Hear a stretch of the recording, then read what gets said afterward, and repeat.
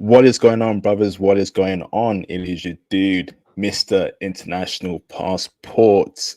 We're here again for another Future Classic live stream and a new country that we've never touched upon on this channel. But first and foremost, brothers, how is my audio? How is my audio? Please press a 1 in the live stream chat if you can hear me loud and clear. Baruti, is my audio good? Perfect. Okay, awesome. Got to make sure that people who are watching live can hear me loud and clear.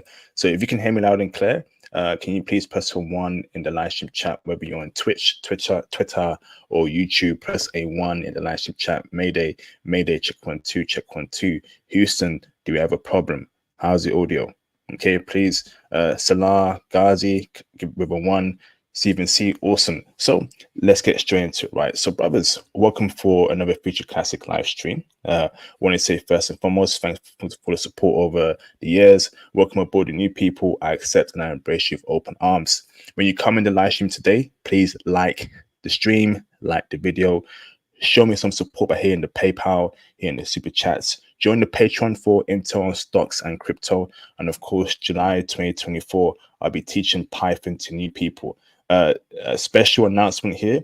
Theo will be teaching machine learning and artificial intelligence next year. Okay. And to be in Theo's course, right, you must be in my Python course. Okay. So you brothers are getting very lucky here. All right. AI, machine learning is the future. Okay. And Theo will teach that. But to be in Theo's course, you must complete my course as a prerequisite. Okay. So make sure you join my Python course. We're giving you brother skills for the future for black men, okay? For black men, by black men, okay? Of course, book your IT consultations with me in regards to IT intel, IT guidance about your careers, etc., okay? And join the Patreon overall for intel on travel and foreign women and IT and stocks, okay? So, and crypto too. So let's get straight into it, man, okay? Today, we shall be discussing Cairo, Egypt. Okay, new country, new city, right? Over the past, let's say 8 years, I have been trying to find someone to give us intel on Egypt.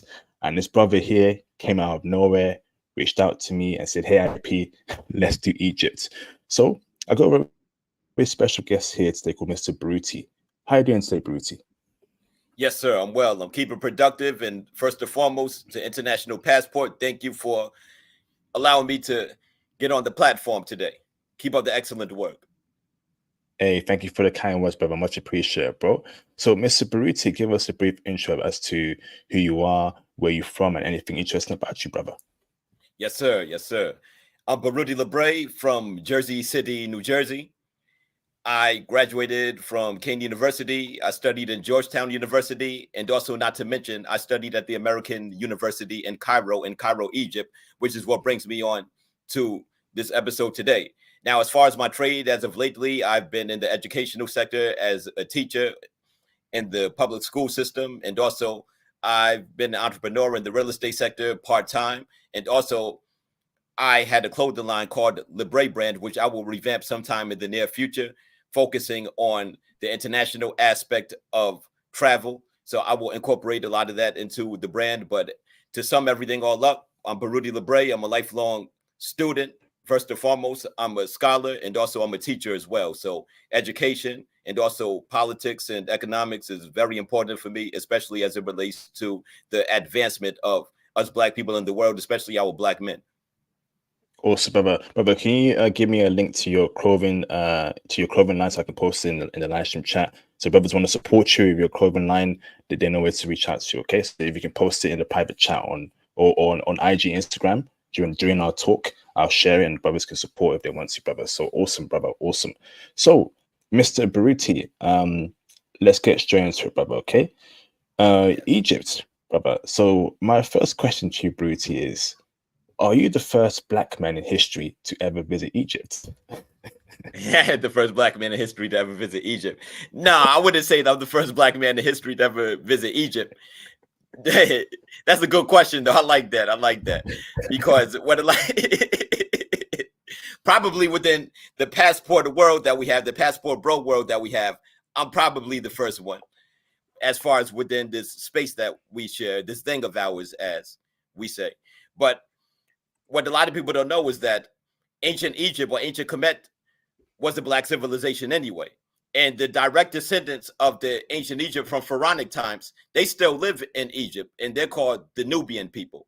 And a lot of them are predominant in the southern part of Egypt called Aswan or Nubia, and also the various other surrounding cities in that area. But the Nubian nation, which is unincorporated as far as from the public sector standpoint, it consists of southern Egypt, or what they call Upper Egypt, based on the flow of the Nile River, and also the northern part of Sudan. So those are the Nubian people, and they are the direct descendants of the pharaonic Egyptians, and they are some of the most hospitable, respectable, and friendly individuals that you could ever meet and encounter.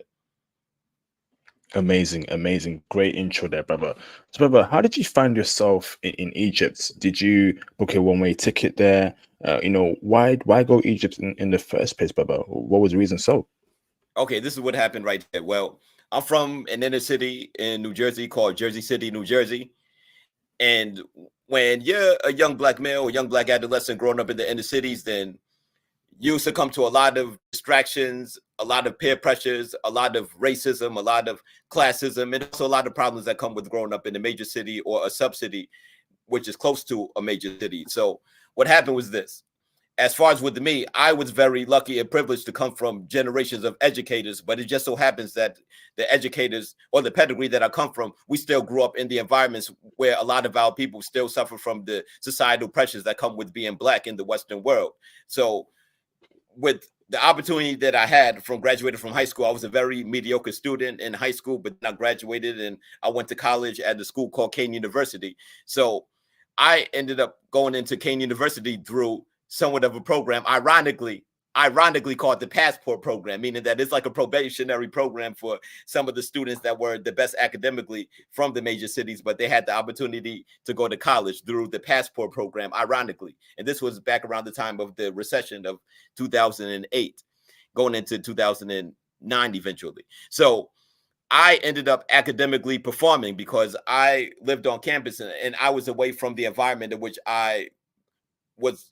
I grew up in, or which I was socialized in. So I was in a new academically oriented environment and I was able to produce. So I ended up achieving A average as it relates to my GPA. I think that my grade point average when I was in my freshman year was probably like around a 3.8 or 3.9. I don't remember at the time, out of a 4.0, meaning that in the United States, the maximum is a 4.0, or probably depending on the university, a 4.1, 4.2. So to bring things up to speed, I academically performed. So I was invited to study abroad. So yeah, the various choices like Egypt, Italy, Mexico, China, what have you.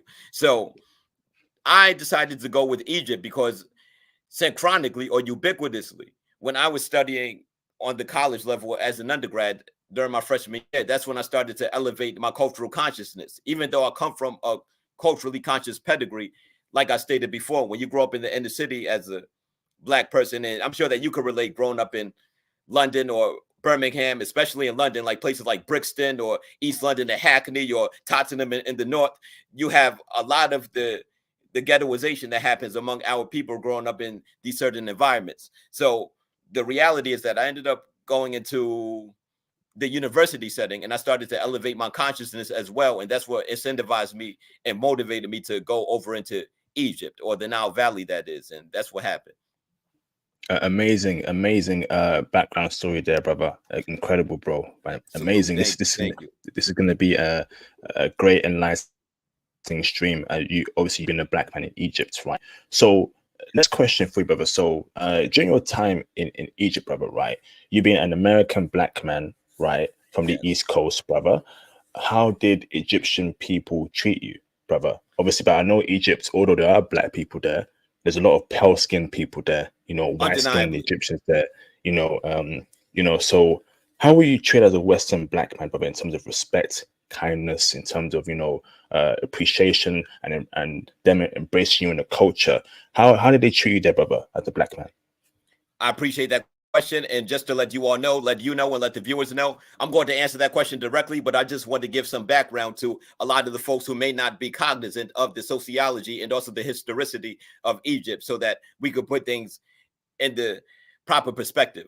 So as it relates to Egypt, international passport is correct. The majority of the Egyptian population is pale skin, and they are the Arab people in Egypt, and they started to arrive in Egypt by way of the Arab invasion of the year 640 to 642, when after Prophet Muhammad left Mecca to the Medina and started to proselytize and influence people to convert into Islam. That's when the Arabs started to take their show on the road. So they started to go to different parts of the geopolitical designation that we call the Middle East to this day. And they went into North Africa, and also they went into Palestine, but I'm not going to get into that right now. That's for another day and time. But they went into Egypt as well, starting around circa 640, 642. But not to mention they had previous invasions like the Assyrians, like the Greeks, the Romans, and the various others. So that led to the whitening of the Egyptian people, or like in Espanol, el blancamiento de la comunidad.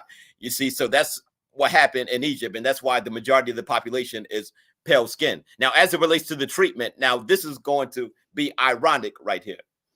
The Egyptian people are some of the most hospitable, respectful, and generous people that one could meet, believe it or not.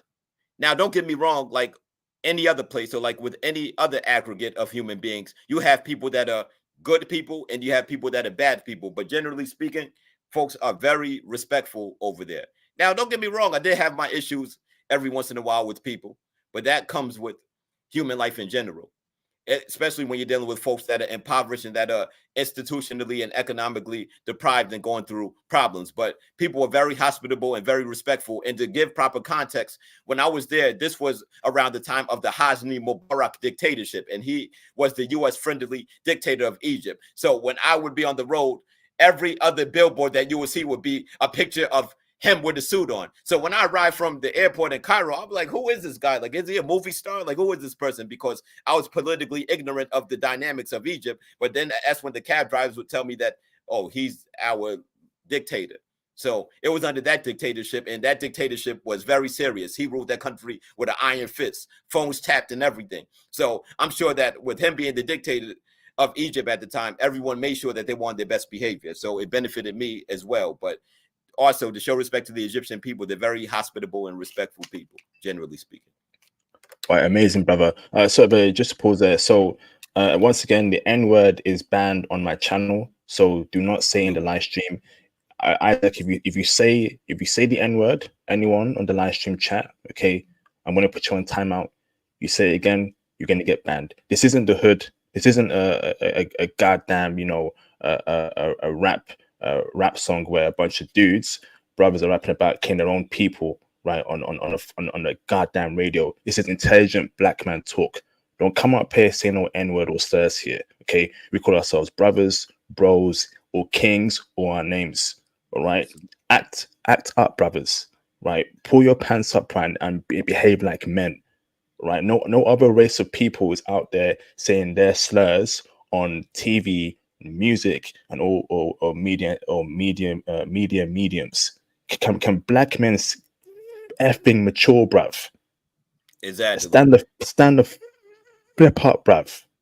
It ain't a game up here, man. Don't come up here saying the N-word in my live stream chats. Don't do it. Salute. Okay. Salute.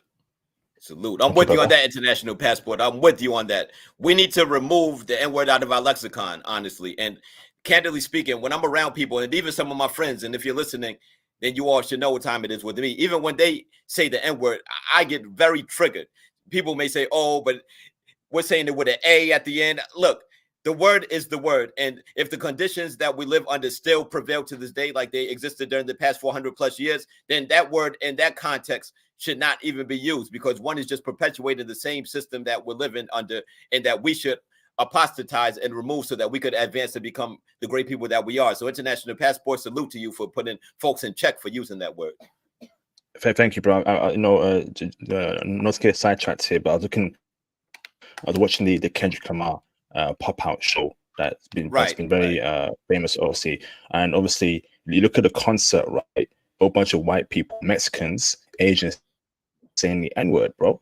You know, I mean, at some point, right, black people gotta stop embarrassing themselves, right? Exactly. You know, they're screaming the N-word in Kendrick's face, a black man's face.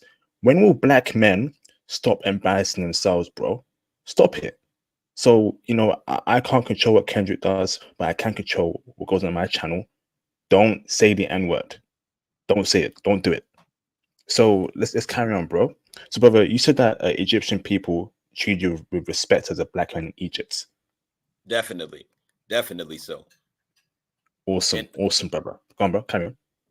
yes, sir. And also, one of my motivations for reaching out to you is because I don't want to name the YouTube channel. And like I said, I subscribe to that YouTube channel as well. Salute to the brother that had the platform. But he was interviewing someone that went to Egypt, and he was complaining about Egypt and talking about the people. But I said, hold up. I need to put things in its proper perspective, because he didn't travel in Egypt the right way. From my perspective, he didn't go there the right way, because with me traveling and a typical passport bro traveling to a country, that's a totally different situation. Not to sound braggadocious or narcissistic or anything of that nature, but I just wanted to state that. But continue international passport. Awesome, bro. Awesome. So, brother, in your time there, right? So, but when it came to accommodation, where were you staying, brother? Was it a hotel or was it somewhere else, brother? Break down the accommodation factor in Egypt. Okay, that's a great question right there. All right. When I arrived, due to the program that I was in, the study abroad program, I was in the newly developed campus right outside of Cairo called Kieta Kadida, or New Campus. So I was over there, and it was a state-of-the-art, or it is the state-of-the-art campus in the suburbs of Cairo, or in the desert rather, because Egypt is in the Sahara. And it's newly developed, and you had your McDonald's, your Subway, everything else, your state-of-the-art infrastructure and everything else. The campus was generally outdoors, believe it or not. It was like being in a modernized Egyptian temple, if you will. So that's where I was. But eventually, when I started to network and maneuver on my own, that's when I started to make my own friends. And honestly, I would advise this, but then again, I wouldn't advise this depending on the viewer. I started to make my own friends in Egypt, and I started to stay with them, meaning that if I was out on the nightlife and it was late and I didn't want to go all the way to the new campus, which was isolated in the middle of the desert, even though it was the state-of-the-art campus, I would just stay in Cairo City.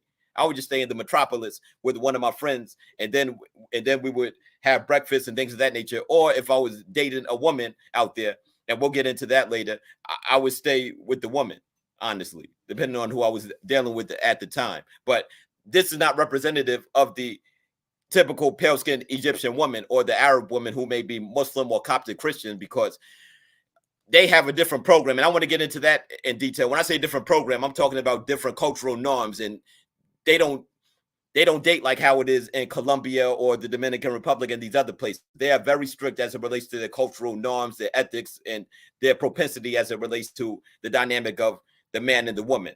Meaning that when I was dating, I was mainly with the Sudanese refugees or the other East African refugees that were over there, Brother, who are mainly we're, Christians. But we'll get into that later. definitely, but we'll get to that later, brother, the women part. So now, brother, in your time in Egypt, brother, right? Who runs the country? Who's in power there in Egypt, brother? Is it the black Egyptians, or is it the Arab Egyptians? Is it the mixed race Egyptians, brother? Who's in power there, brother? Mostly in Egypt.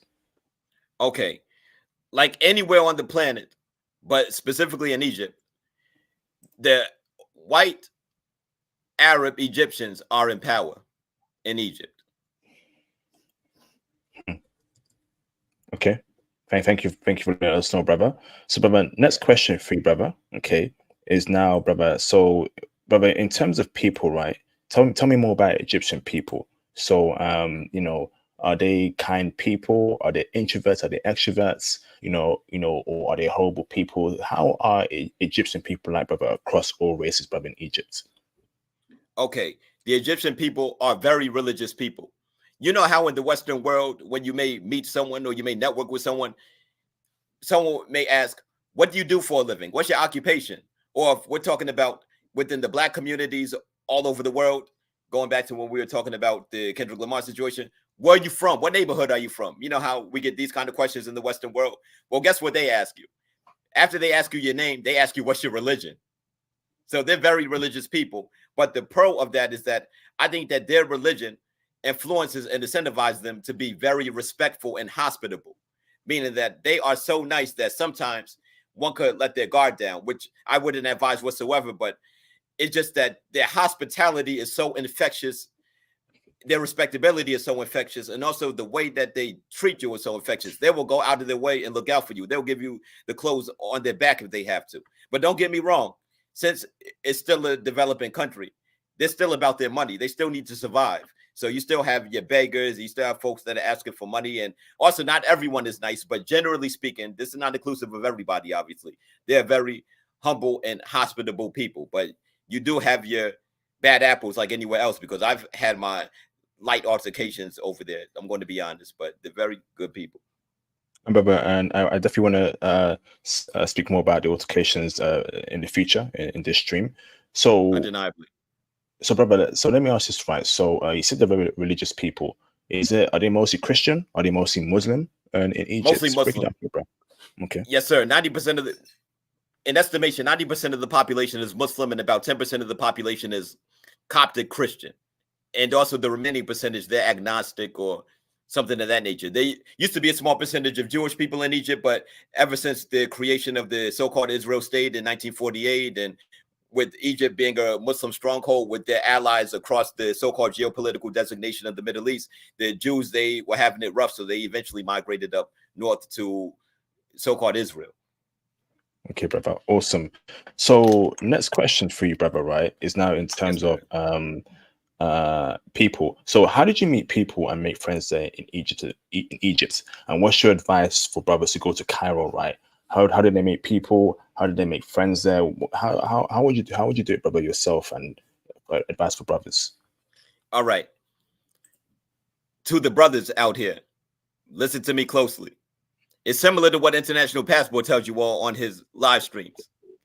Don't bring that so-called Negro behavior to these other countries, especially Egypt. There's no need to do any of that.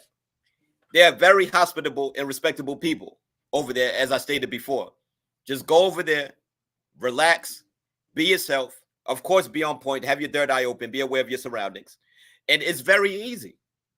They'll come to you because they'll see that you're different. They'll see that you look different and that you carry yourself differently than the typical Arab or Egyptian within that said country. And they'll talk to you. It's very easy to make friends over there. Very easy. Very easy. Awesome, bro. Awesome. Brother, is that friends across all races, or is it mostly Black Egyptian friends, or is it Arabic Egyptian friends that you can be cool with, or is it mostly Black Egyptians? White Egyptian, Black Egyptian, brown Egyptian, tan Egyptian, it doesn't matter. The Egyptian people, for the most part, are very nice and resourceful people. And also, since they take religion very seriously, they make sure that they do right by their God. So it doesn't matter. Awesome, bro. Awesome. So next question for you, Mr. Baruti, is transportation, right? So, brother, how did you move around in Egypt? Was it Uber? Was it Lyft? Was it trains? Was it subway? Was it bus? And how does it work there when it comes to transportation, bro? Okay, put it like this: everyone and their father's a cab driver in Egypt, so that's not a challenge whatsoever. Like, you can walk down the street and you'll have a whole bunch of cab drivers flag you down asking if you need a ride. So transportation is no issue whatsoever. And if you're going long distance, then that means that they're very happy and they're very relieved to take you to your destination, because they'll get compensated much more, obviously speaking. And also, you do have your train stations, like for folks that are trying to go to Alexandria, or for folks that are trying to go to Aswan, which is in southern Egypt, where the Nubians have a stronghold, or the Black Egyptians have a stronghold. So mainly I was maneuvering throughout town in a cab. Awesome, bro. Awesome. And but would you say that's the best way to move around as passport bros? It's got to be mostly cabs in Egypt? Exactly. Cabs. And like I said, the Egyptians, they're very nice people, very trustworthy people. And also, generally, it's a very safe environment. It's a very safe environment, but don't get me wrong, you do have your parts of Egypt, like anywhere else where it's more impoverished than other parts of Egypt, where one will have to watch their surroundings. But generally speaking, it's very safe. It's very safe over there in Egypt. I felt very comfortable over there. Very comfortable. Amazing, brother. So, brother, is Egypt a cash society, or is it cashless, brother, from your time there? Is it a cash society? Yes. Yes, definitely. They have the Egyptian pound. When I was in Egypt, $1 equals 6 Egyptian pounds, but there's been a lot of political instability as of during the past 10 plus years or so. So I think that the conversion rate is probably 50 Egyptian pounds to the dollar. So from what I'm hearing from my friends that are still on the ground, consumer goods are a little more expensive, but they're saying that eventually Egypt may end up being on the level of a Dubai or a United Arab Emirates in the near future. That's according to the people that's on the ground that I'm still in communication with. But we'll see what happens because things are unpredictable a lot of the time. So, brother, you're saying that when we go there, we have to have a lot of cash, and they don't use credit cards there or debit cards quite often. It's mostly cash. They use credit cards and debit cards because you have a lot of Western corporations over there, and you have your ATMs and things of that nature. So the thing is that you could use your credit cards, but I would still advise you to have a whole bunch of cash on you just in case because of the instability over there at times. Awesome. Thank you, bro. So next question for you, right, brother, is now in terms of food, right? So is Egyptian food tasty? Is it good? If so, what was your favorite Egyptian cuisine? Break it down for me, brother. Yes, sir. They had the kebabs. You know, I like the shish kebabs a whole lot. To be honest with you, I like a lot of the rice, and also I like a lot of they had the beef, the chicken. They have the goat as well. So the food is very good in Egypt. It's grilled a lot of the time. So that's pretty good. But one will have to be very careful because if one is not used to the Egyptian food, one may end up getting a little sick, probably like within the first week or so. But you'll get used to it because your body is not immune to a lot of the food within that part of the world. But that comes with traveling anyway. If you're a passport bro or if you live that traveling lifestyle, then you know that your body has to get immune to the food in that new environment. So that what comes with it. But the food was very good. But I used to eat downtown in Cairo, Egypt. But eventually, when I started to network among a lot of the people, I would go to the food trucks over there in Mohandisine as well. In Mohandisine, that's one of the lower class to middle class communities over there in Egypt, and I would enjoy some of the food as well. Awesome, yes. Bro. Awesome. So, by the way, overall, you love Egyptian food. Yes, I have to say I enjoyed Egyptian food a whole lot. Even their fast food tastes different, honestly. Their McDonald's don't even taste like the McDonald's here in the Western world. Their McDonald's tastes like you're going to a halal spot. It's like a halal McDonald's, honestly. You see, like the McDonald's tastes better in Egypt than it does in the United States. And I'm sorry to say this in the UK because I've been in the UK as well. And it's different. It's hard to explain. Awesome, bro. So next question for you, brother, right, is now in terms of cost of living, right? So in your time in Egypt, right, when you compare cost of living of Egypt to America, is America more expensive, brother, or is Egypt more expensive, brother? Or, which is cheaper, brother, in terms of cost of living, brother? Break it down for me, please. Yes, sir. America is indubitably way more expensive than Egypt. Egypt is very affordable to live. You could have a nice regular 2-bedroom apartment for like around $500 to $700, depending on the location, or possibly lower than that. You see, it's not like the United States where the rent is $1,500 or $2,000 or even $2,500, depending on the metropolis or the city that you may live in. You could live pretty well for a very affordable price point, depending on the part of Cairo that you're in. Awesome, amazing, brother. That's what we as passport bros want to hear, bro. So yes, next question for you, brother, right, is safety, right? So in your time in Cairo, Egypt, right, is Cairo a safe city? Were you safe in the daytime? Were you safe in the nighttime? Were you safe in the clubs, brother? Were you safe as a black man there, brother? How is safety like, brother, in Cairo, Egypt? I was extremely safe in Cairo. Extremely safe. I was safer in Cairo than in my hometown, to be honest with you. Extremely safe. I'm just being honest. It's not like it's like night and day. It's not like being in Medellin or these other places. No disrespect to Medellin. Salute to Medellin and Cartagena and all these other places. But for black men, it's very safe. But as stated before, as a black man, you need to still behave when you go to these other locations, meaning leave all of that other frivolity over there in the Western world, or apostatize it or remove it in general from my perspective, but definitely just leave that over there. It's very safe. And also, since you have that U.S. passport, folks don't want any problems. But at the same time, a lot of folks do not agree with the politics of the United States as well. But that's mainly up in the north towards the Sinai Peninsula, where Mount Sinai is located, and I've been over there as well. But over there in the city of Cairo and the other cities like Alexandria and the surrounding places is very safe. I felt safe at night, in the morning, in the afternoon, the sun up, the sunset. I felt extremely safe. Extremely safe. And there were times, because I used to wear a lot of jewelry back then, I had jewelry on out in the third world country and I still felt safe. And there were police on every corner as well, with their shotguns out and their berets on every corner, literally. And them Egyptians did not want any problems with that police force or that military as well. They do not play. Damn. But you mentioned how you got into an altercation. Several altercations in Cairo, Egypt. Do you want to give us some further context as to what these altercations were, brother? Okay, well, this is the thing. Egypt is a very religious society. It's a very conservative society as well. So what happened was this. I was having dinner, I guess, with some of my classmates in Zamalek, which is an upscale section of Cairo, Egypt. Zamalek, the downtown part of Egypt, rather.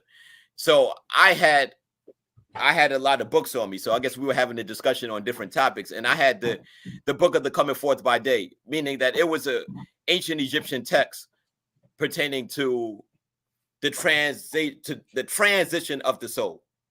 So, of course, that is contradictory and paradoxical to the Judaic, Christian, and Islamic thought, because they would deem that or classify that as idol worshiping and things of that nature. So I think that when I was outside, I had my books on me. I didn't have that specific book inside of my briefcase. So one of the guys caught offense, so he started yelling and all of that. So what happened was I dropped my books and I squared up. I took my jacket off, I squared up with them, because back then I'm fresh from Jersey City. I'm fresh from the streets during that time. So, I was a little edgy back then and I was younger. So, but nothing happened with that. Like he saw that I was standing on business, and the people around saw that I was standing on business. So the folks diffused the situation. They said, nah, he's not from here. He's probably American or something. So that was about nothing. And also another time was this. They have a nightlife over there in Egypt as well. So I went to one of the nightclubs, and really it was one of my friends. He got into it with someone. So I really would just, standing up for him and all of that. And also I almost got into a situation with a white American tourist who was actually a classmate of mine, because he was surprised to see me at a venue. And he said, "What's up, my end?" And this is a Caucasian. I never even told this story, so this is an exclusive right here. So we almost got into it with that situation, but then that I fused. We exchanged words. I said some things to him, which I won't get into, but he said, "Hey, nothing offends me or anything of that nature as it relates to words, and I didn't mean it that way, whatever." But it was heated, but that diffused. And also my senses came in. I'm like, nah, I can't do that because I'm in another country and all of that. This is American politics getting into a Middle Eastern situation or a North African situation. So I had to think quickly. But outside of that, no other altercations that I can remember at this time. So on the first one, what the first altercation was that a white Arab guy? Yes. Well, he was tan skinned, but compared to us, yes, we could say that. Okay, and the second one, right? Very disrespectful of that white Americans call you the N-word, bro, and that's my issue with them. Like when they go abroad, right, they take the disrespect a whole lot further, because they know they can't do that in the West, right? Because the West is, progressive, certain protections in place in terms of what you say, how you treat people who are not white. They go abroad, particularly in Japan, bro. Japan, South Korea, where these countries where the racial laws are pretty bad, they feel like they can act in full, bro. And by that was a classmate of yours. So when you saw him in class again, what happened, brother? Did you headbutt him? Well, I saw him in class. You see, I was at the American University in Cairo, Egypt. That's considered to be an elite and prestigious university over there, one of the most prestigious universities in Africa. So when I saw him in class, there wasn't really that much of a discussion. He was just normal. He wasn't intoxicated or anything of that nature. So I just went on about my business and he went on about his. We just left that where it was at. And also, when I ran into him and he said that situation, I was alone with two other women with me. So I wasn't with my friends over there, because I did link up with a crowd of Egyptians who do not play. Let's put it like that. They're very serious folks, but they're nice and good people as well. And some of them are Arabs and some of them are Nubians as well. And they're very serious folks. So that day, you could say that using Western terminology, Western colloquial Black terminology, I was lacking with two girls, going to a venue, and he just so happened to be there. And that's how that happened. So he was happy. So he was surprised to see me, and he said, "What's up, man?" So that's when, things almost got heated, but, thankfully nothing happened. Good stuff, bro. Same with me. I don't take any disrespect as well. I call it out. I remember I was in Germany, right, a couple years ago, and I walked past some two white people. I don't know if they were white Germans or white Europeans. One of them says, "What's up, mine N-word?" And I was like, and I looked back, I was like, "Yo, what did you call me? Did you call me the N-word?" And he started copying. Please, no, no. I didn't say that. I didn't say that. I was like, "Yo, I heard you say the N-word. Did you call me the N-word? Why?" And he's like, no. And then his friend comes in, and his friend tells me, "No, he didn't say that. He didn't say that." And it was left as that. I don't take no BS, man. Right? You gotta respect me. I don't give a damn about the rap music being blasted all over the world, about some rappers who have no self-respect for themselves and their people. I respect myself and my people, right? Exactly. And so you can't be calling me the N-word just because a bunch of stupid rappers, right, in the West, right, are out there throwing racial slurs all around in the clubs and in the goddamn concerts, and letting non-black people say in their fucking faces, bruv. Not me, bruv. Exactly. So sorry if my language there, but not me, bruv. Not me, bruv. Word. Not me, man. I agree with you 1,000%. I agree with you 1,000%. Real talk. Not me, They're not fam. representative of us. Facts. And I think people who are not black, right, have to understand that rappers don't represent me or you or every black man. They don't. Kendrick, Drake, Kanye West, Lil Wayne, 21 Savage, dudes who say the N-word left and right. They don't represent me. They don't. Exactly. That part. I agree 1,000%. I co-sign that. They do not represent us. Those are just folks that are victims and enslaved folks from the system, basically, that are perpetuating this cultural proclivity, which is leading us to destruction. Facts, bro. Facts. All that nonsense don't represent me, man. I'm making very clear. I'm educated, bruv. So you don't be coming up to me as if I have some low IQ rapper.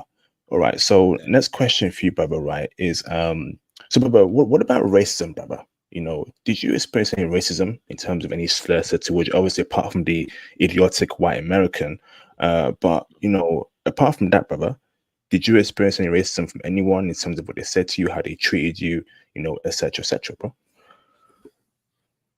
Let me think. Okay, I mentioned the situation about when I had that book, the ancient Egyptian book of Coming Forth by Day, or the Book of the Dead, in which it was contradictory to the Judeo-Christian Islamic thought. That could have been a racial situation, but it probably wasn't. So I don't know if we'll count that or not. And also, as a matter of fact, I did have something that was similar to what you brought up in Germany, because now my memory is starting to come back as it relates to Egypt. I was in the subways one day over there in Egypt. So the guy, we had a very cordial kind of rapport with one another, Egyptian, Arab Egyptian guy. So he spoke broken English, but he said the N-word. So I basically just had to let him know from an educational standpoint, because he's ignorant. I said, look, that's not a very good word to use, and be very careful with that word. So I just taught him about it, and he respected it, and we left it as that. And I saw him numerous times again. But outside of that, I can't really think of anything else. As a matter of fact, yes, I could think of something, right? Okay. All right. I took political science courses when I was in Egypt. So some of the classes, and a lot of the classes, there will be a small amount of Americans in the class, right? And also there will be a smaller amount of Black Americans in the class, a smaller amount. So in this one class, the class which that Caucasian was in, philosophy class, if I'm not mistaken, or political theory class, there was a Black American woman in that class, but she was one of those Louisiana Creole women. Now, a Louisiana Creole woman is basically a light-skinned woman who's mixed with a lot of the French colonists who were in the United States, and the Louisiana area and the surrounding areas before Napoleon sold the Louisiana Purchase after the Haitians handled their business back in 1804. So remnants of those communities are still in Louisiana. Beyonce's mother is a Louisiana Creole, if I'm not mistaken. But anyway, every time I would talk in that class, because I was a very extroverted kind of student, she would basically look at the white boy, her slave master, and laugh. He wouldn't laugh because he knew better, which is why when he greeted me in the way in which he did, he was intoxicated because he knew in his sober mind that he wouldn't do that. But anyway, she would laugh. So I did end up asking the white boy behind the scenes one day, like, yo, what's up with your friend? Because it seems like she laughs every time I would share something. Like, do you or your friend have an issue with me? Because we did end up conversing about that. I don't remember specifically when we did because that was so long ago. But he basically said that she thinks that I'm trying to be like Farrakhan or something like that. So basically, she would try to clown me to her slave master, the white classmate, in order to get validation from him as it relates to me expressing myself, as it relates to my critical perspectives on the world, because I was very vocal in class in Egypt. Wow. Yes. Wow. Yes. I can't make this up, my brother. I wish that I wish that we didn't live in a world like this, but this is unfortunately the world that we live in.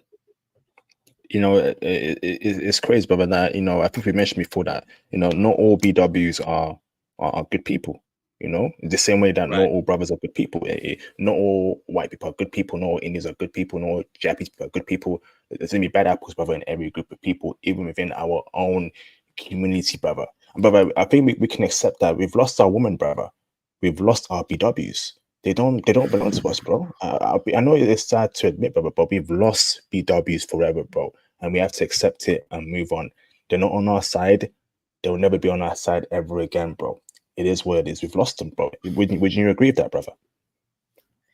Hey, it's a hard pill to swallow, pause, but the majority of them are lost. But the majority of our people are lost. Like in the Western world, specifically in the conscious community, we have a percentage dichotomy as it relates to the cultural awareness of our people. You have the 85% who are deaf, dumb, and blind, who are controlled by the 10%, and then you have the 5% who are the conscious people. So the majority of our people are lost, and that's inclusive of our Black women. So I have to agree with you. Awesome, bro. Awesome. Shout out to Mr. Eric Mogadishu for the support. How long did you stay? Did you go to Alexandria? 2 questions for you, brother. Yes, that's a great question, and salute to you. Thank you for supporting the YouTube channel. I stayed in Egypt for 6 months, and I didn't get a chance to go to Alexandria or Scandinavia because I was having so much of a ball in Cairo, to be honest with you. But I did make it to Nubia because I had to do that to identify with my Black people, especially the Black people who are the direct descendants of the pyramid builders and the temple builders and the direct descendants of the people that created one of the most influential and one of the most advanced civilizations of our antiquities as humans, especially the Black experience. Facts, bro. Brother, I'm sorry to hear that, you know, the Egyptians said the N-word. You know, did you ask him why he said that? Is it because of rap music or you know, is that what they call Black people in Egypt, the N-word?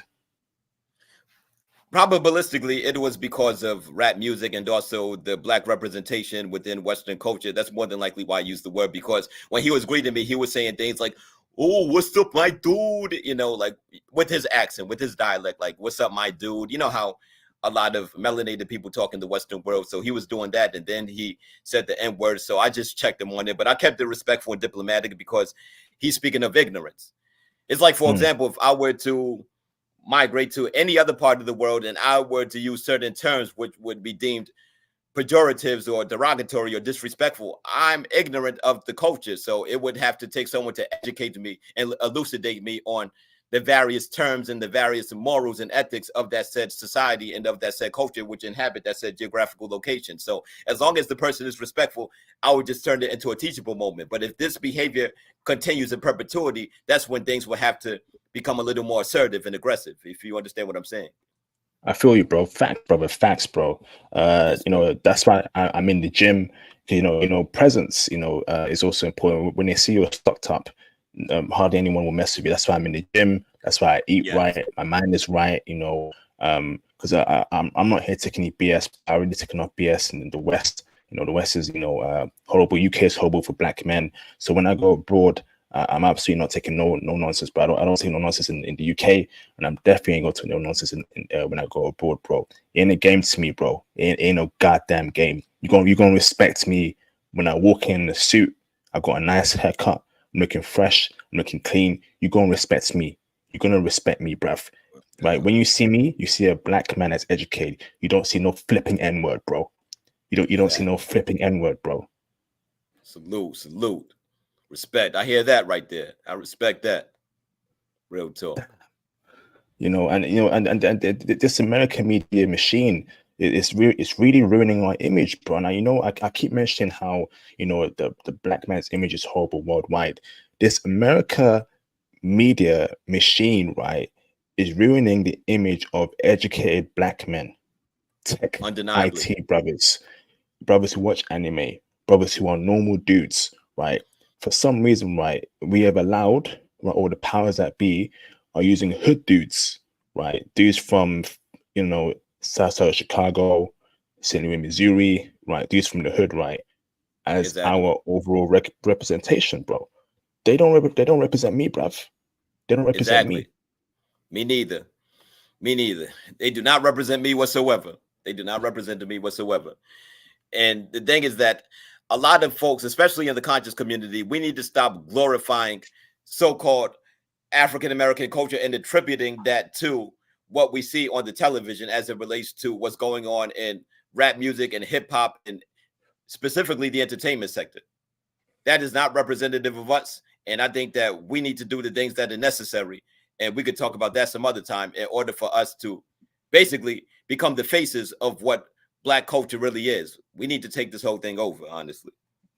Facts, bro, man. Facts, man. I mean, that's why I don't respect a lot of black people in media, right? Real black people in media will call out the N-word use, how our image is horrible, and not go along with the BS, man. If that was me, I'm letting everyone know in interviews, right? That's not flying, bruv. We got to move smart. We need to have our own tech businesses, our own testers, our own Nintendos, right? Not no flipping rap music, not no flipping, versus culture wars, rap groups versus rap groups, East Coast versus West Coast, no gang nonsense, bruv. Give me businesses, give me Teslas, give me Googles, bruv. Facts. It's getting too much, bruv. Yes, sir. It's very annoying, very irritating, and very triggering as the days go by. So I agree.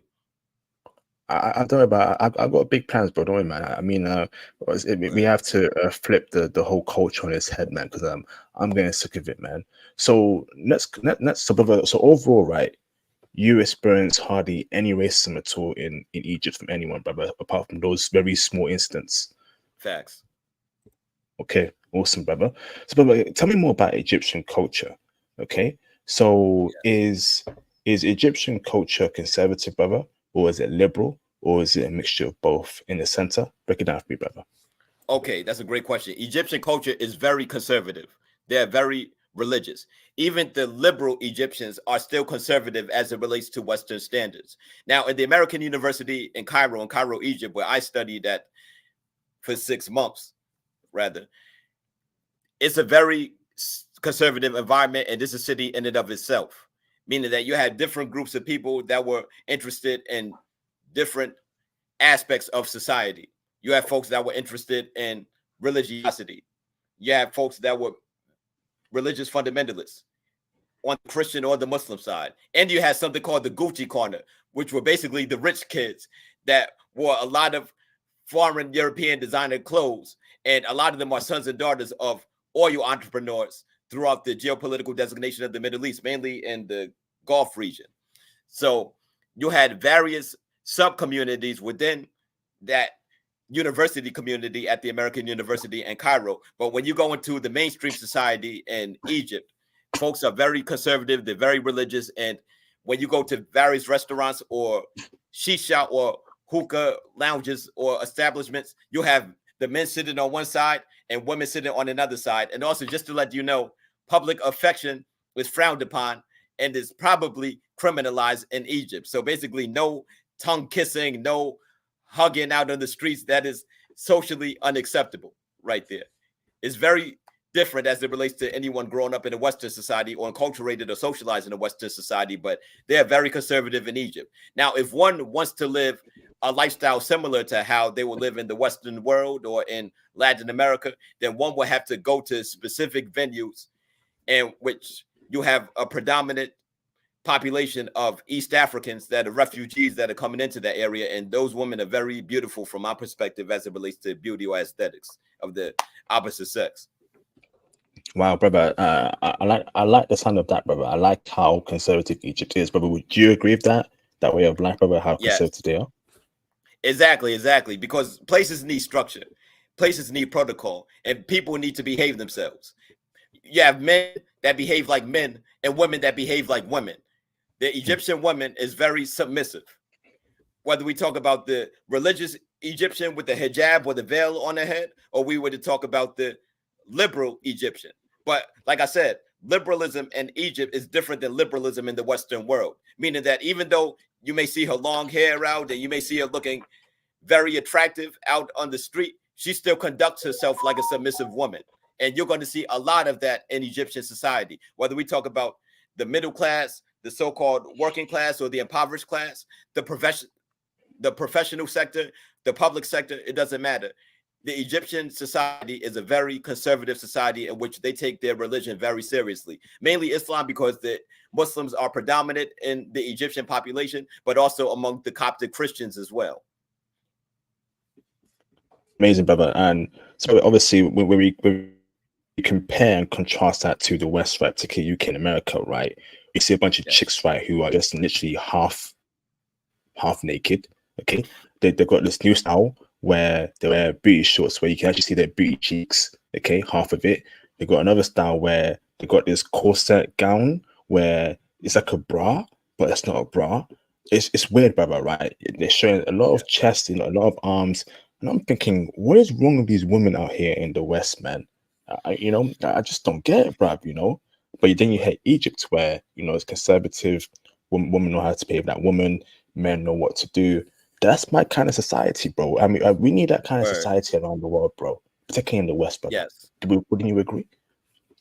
Undeniably. We need some kind of structure, some kind of protocol, and we need folks that know how to behave. Now, don't get me wrong. From my perspective, you have different cultures in different parts of the world. So with different geographical locations, you have different institutions. And with the different institutions, you have those reactions to these different set institutions. And then with these different reactions, that's where you have different cultures. So you have different cultures. And when you have different cultures, you have different ways of viewing the world, different cultural worldviews. So I am an advocate of diversity, but at the same time, I'm an advocate of people knowing how to behave and people respecting one another and respecting themselves and showing that respect to their said neighbor. So I'm not going to say that I want a place where everyone acts like an Egyptian, but I want a world in which people have different variations of how they respect each other and respect their neighbor as well, because we should respect thy neighbor. Awesome, bro. Awesome.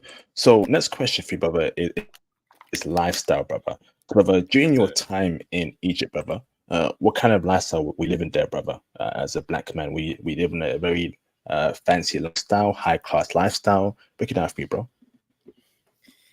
I would say this. I would say that I was living a very autonomous and free lifestyle. I felt alive when I was in Egypt. I'm going to be honest with you. I felt alive when I was in Egypt because, like I said, I was at a very prestigious university, the American University in Cairo. So I was around the uppity crowd as well.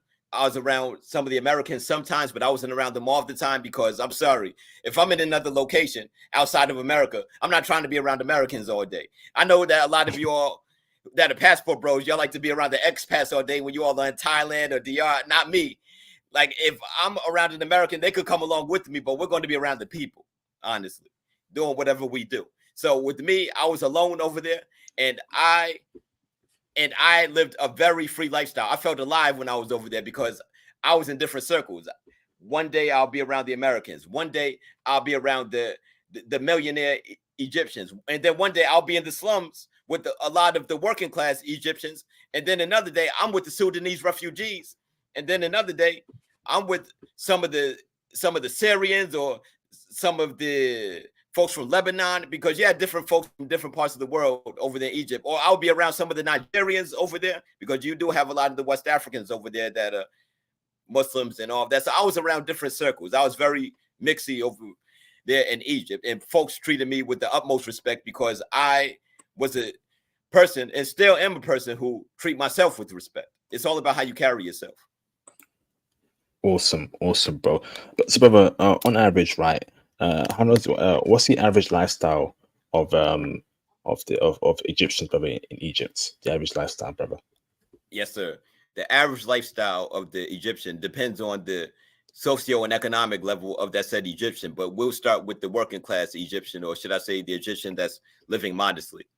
He wakes up in the morning for Fajr prayer, because Egyptians pray 5 times a day, like any Muslim. They pray 5 times a day, wake up for prayer, because every time that's prayer time or time to make salat, there is an intercom, or should I say, yes, it's like an announcement, meaning that you'll hear the Adhan, Allahu Akbar. You hear that all over the place. And then when it's that time, folks stop what they're doing and they pray, even if they have to pray in the middle of the street. Folks make it salat, so it's different. It's different. So the typical Egyptian, they pray 5 times a day. They earn a living, whether they're taxi drivers, they're selling food, or they work in the professional sectors, or they work in the informal sectors as entrepreneurs or as employees. So they live day to day like everyone else, but they're very respectful and kind people for the most part. Amazing, and very bro. religious, Amazing. I have to say. Yes. Salute. Awesome, brother. So next question for you, brother, is now in terms of language, right? So is English enough to communicate in Is English enough to communicate in Egypt? Yes, it is. Yes, it is, thankfully. Even though the predominant language obviously is Arabic, but English is definitely enough. But it would definitely be helpful to learn a little bit of Arabic. But if you learn a lot of Arabic, then that is a significant plus over there in Egypt. But Arabic is not necessarily needed, believe it or not. But it all depends on your social circle, meaning that the higher up you are in, as it relates to your network in Egypt, the more that you won't need Arabic, the more that you won't need Arabic, or the less that you'll need Arabic. But the times in which you'll be around the plebeians or the common people, the more that you will need Arabic, for obvious reasons, because of the educational exposures of people. Usually people that are in the high level of the social stratification system, they usually have higher accessibility to education, in contrast to their counterparts that are in the lower levels of the social stratification system. Awesome, bro. Awesome. So, brother, what about the weather there in Cairo, Egypt, brother? Is it super hot, brother? Is it cool? What was it like when you were there? Hey, the weather is very nice in Cairo, Egypt, except for June to August, because when we hit the summer season, that's when it gets extremely hot. It gets so hot. If it's hot in Egypt, that means it's hot in Sudan. That a lot of the Sudanese people, who are the darker brothers and sisters, and also a lot of the Nubians, they start to migrate north to Cairo. So you start to see the blackening of the population around the time of the summertime, because folks are trying to get away from that heat. So hey, Egypt is in the desert, so that's what comes with the territory. Awesome, bro. Awesome. So next question for you, brother, right, is now in terms of the nightlife, brother. The nightlife. Yes, so sir. Tell us about the nightlife in Cairo, brother. Were you heavy in the nightlife scene, brother? How were you treated as a black man, and were the women showing you love? Break it down for me, brother. Yes, sir. Yes, sir. Yes, sir. Now that's what I'm talking about. All right. As it relates to the night scene, I'm going to be honest with you. With the way that Egypt is countenanced, it's a very conservative and a religious society. So to find out about the nightlife, with me, put it like this: I had to suffer and do the research in order for you travelers that are listening to walk in the sewer. And I say all that to say this: I had to do a lot of asking around, because in January, because that's when I arrived. I arrived in January when I was in Cairo, Egypt. With me being, I hate to say it, even though I'm a Black American brother, a so-called Black American brother, and I'm someone who is culturally conscious, I'm someone who reads and who's socially aware. Unfortunately, I still have a lot of the stigmas of the West in me. I still like to date women. I love women. Let's put it like that, succinctly speaking. So I started to ask around, like, look, where are the nightclubs around here? And I'm not just talking about the areas in which people just go out and the men sit on one side and then the women sit on the other side. Like, where are the nightclubs around here? Where are the black people? So then that's when a cab driver said, "Oh, Africanos." I said, "Yes, take me there. Take me there. That sounds compatible to my interests." So then we drove over there. And then when I went inside of that place, it reminded me of being in the West, unfortunately. But fortunately as well, I started to see a lot of the black sisters, and they were reminded me of the black sisters in the West, so the way that they were dressing and things of that nature. So I said, okay, there we go. So I'm like, okay, where are these sisters from? Because I don't see these women like out in the streets normally in Cairo. So then that's when I started to mingle and do my research, and I found out that these are the Sudanese refugees. A lot of them are Christians, and they moved to Egypt for obvious reasons, in order to find opportunity and in order to survive, because we know that Sudan is a socially and politically unstable area compared to Egypt. So a lot of the Somalian sisters, a lot of the Ethiopian sisters, a lot of the Sudanese sisters, a lot of them were in Africanos, and also a lot of the other nightclubs in Egypt. I'm not sure if Africanos is still open, but you still have similar places over in Egypt, in Cairo as well, and also the surrounding areas as well, where you have a lot of the African refugees. So that's when I started to mingle, and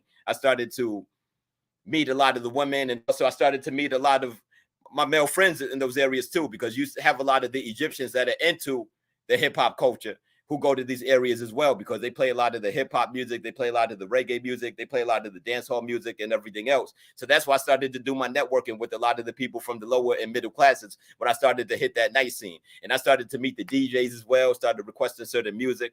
And then that's when I started dating. That's when the dating scene for me started in Egypt, because like I stated before, Egypt is a very conservative and religious society. So to think that you're going to go over there and cold approach a woman out on the streets, that's not going to happen.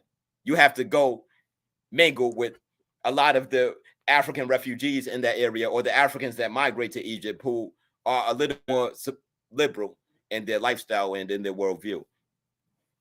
Awesome, bro. Awesome. So, brother, in the hip hop nightlife scene in Cairo, right? I hope the Egyptians are not saying the N-word during rap songs. Candidly speaking, believe it or not, in the night scene in Egypt, the predominant people are black people. Those are the East Africans that predominate that scene. But unfortunately, they do have the N-word in their lexicon. Unfortunately. Okay, brother. So, brother, brother, isn't that night scene very conservative? So men and women can't dance? No. It's like the West. That night scene is very liberal. It's like the West, to be honest with you. Put it like this. It's like a Western satellite. It's like a Western institution in the middle of the Middle East when you go to these different venues. But Africanos, that was the most popular one at that time. But they have bigger ones now since I've been there. People are dancing, bumping and grinding, and all of that, two-stepping. People are drinking and all of that, and all sorts of things. All sorts of things. It's like being in a Western nightclub, a nightclub in the middle of Brixton or Hackney or Tottenham or New York City or Chicago or Miami or LA. So it's on. And also, not to mention, unfortunately, the Arabs, they do have their own thing as well, because one time when I was in a cab, I did ask to go to a nightclub in this place I went to, and I ended up leaving as well, just to let you all know, the viewer know. I ended up leaving like minutes after, because it was on a whole nother level. Put it like this: even though the Egyptian society is a conservative and religious society, like with any facade, you have things that are in between. You have layers to it. Just like epidermis, you have 5 layers of the epidermis, but that's applicable towards a general society as well. So I was with my Armenian friend from Dallas. Salute to Stevens. You know, I'm not going to put your last name out there, but salute to you if you're watching this. I haven't seen you in a while, but I hope that all is well.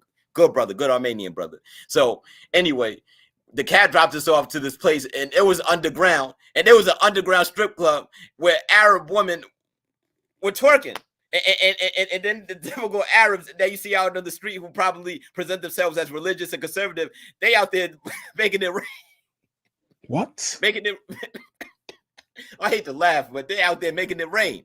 So this is what goes on right there. So this is a part of the underworld, and also a lot of the no, I'm not going to say too much, but put it like this: the Egyptian folks that present themselves as one way during the daytime, they have their own underground institutions in the nighttime, and which is no different than being in New York, Atlanta, London, or anywhere else, to say the least. But eventually I left that spot, and also they kicked us out as well because they were trying to have us throw money and all that, and I wasn't with that program anyway, so they kicked us out. But I was voluntarily leaving anyway, but they enforced that we left. They left. So they were using a whole bunch of swear words in Arabic. So I didn't understand what they were saying. So that could have been a racist experience too, but thankfully ignorance is bliss. So I didn't understand it. So yep. Arab woman twerking. So again, proves my point. Where did twerking come from? Who's pushing out twerking? The American media. So the American media is pushing out the N-word. The American media is making black men look bad all around the world. Now it's pushing twerking. At some point in time, right? I know you're American, bro. I know I got a huge American audience, but America just isn't it for brothers. America, the American brainwashing, the American media, the American culture is toxic. And not just America, but also UK culture is toxic. Western culture is toxic in general. But at the top of the Western culture is the American culture. Undeniably. Call it for what it is, brothers. Call it for what it is, brothers, man. Call it for what it is. Right. American culture has really ruined a lot of women worldwide, bro. I'll be real with you. American culture has ruined a lot of women worldwide. And I know you guys are American, right? But let's call a spade a spade. Let's keep it real. Let's keep it factual. Let's keep it 100, brothers, man. American media is the problem that we're all facing here. Ain't that right, bro? Right. And also, I just wanted to bring some clarification. And I'm a universal black man myself. I'm a new African universal black man. And when I say new African, that is a distinction from the continental African, meaning that I am a black man here in America, but I'm a revisionist black man based on consciousness, cultural awareness, and self-determination as it relates to bringing about change. Meaning that anyone who thinks, as it relates to my perspective, from a complementary standpoint, is someone who I have solidarity with, no matter where on the planet, because they have these geographical and geopolitical demarcations in order to divide us. But these demarcations are not applicable towards people who control the world, because they don't think of themselves as people that are part of this said geographical location. They see the world as their whole domain, and they see themselves as the globalists who control this whole planet to keep us divided. So with me, I'm a universal black man as it relates to myself. But with you, the viewer, the passport bro who say, yes, American, hey, that's on you right there. But with me, I see between the lines. But yes, sir, keep going. Thanks, brother. Thanks, brother. So, brother, before we go on to the woman part, brother, right? Yes, sir. So how was the internet connection out there in Cairo, Egypt, brother? Because obviously I'm an IT bro. I'm going to teach brothers Python next month in July. We want to work all around the world, have a strong internet, brother. So how is the internet connection and speeds out there in Egypt? I didn't have problems on the internet. It all depends on where you go, honestly. But folks use the internet, folks use their phones, folks use laptops, people use their computers. And also it depends on the socioeconomic level and also the environment. But I didn't have problems on the internet whatsoever. Awesome, bro. Awesome. So, Mr. Baruti, do you want to take a minute or two break and get water? Because I know you drink a lot of water before we go into the next part of the stream, brother. How are you feeling? I feel great. I feel great. And also, I wouldn't mind taking a break. It's on you. Brother, take a break, brother. I'll take a minute or two, brother. Let me know when you're back, okay? You want to turn your camera off and put yourself on mute, and then let me know when you're back. You take a minute or two, bro. Appreciate you, brother. Will do. Okay. And I know it's hot over there in the East Coast. I know it's hot over there, brothers. So let me get some water. Give me a couple seconds, please, okay? Let me get some water. American culture is toxic. Let's keep it a fact. All right. Twerking, the N-word use, how they portray black men all around the world. I like rap music, but I feel like rap music also makes brothers look bad worldwide. I'll keep it real. I'll keep it 100, brothers. And where's that coming from? America. Let's keep it real. Let's keep it real. Facts. Facts. Facts. Facts.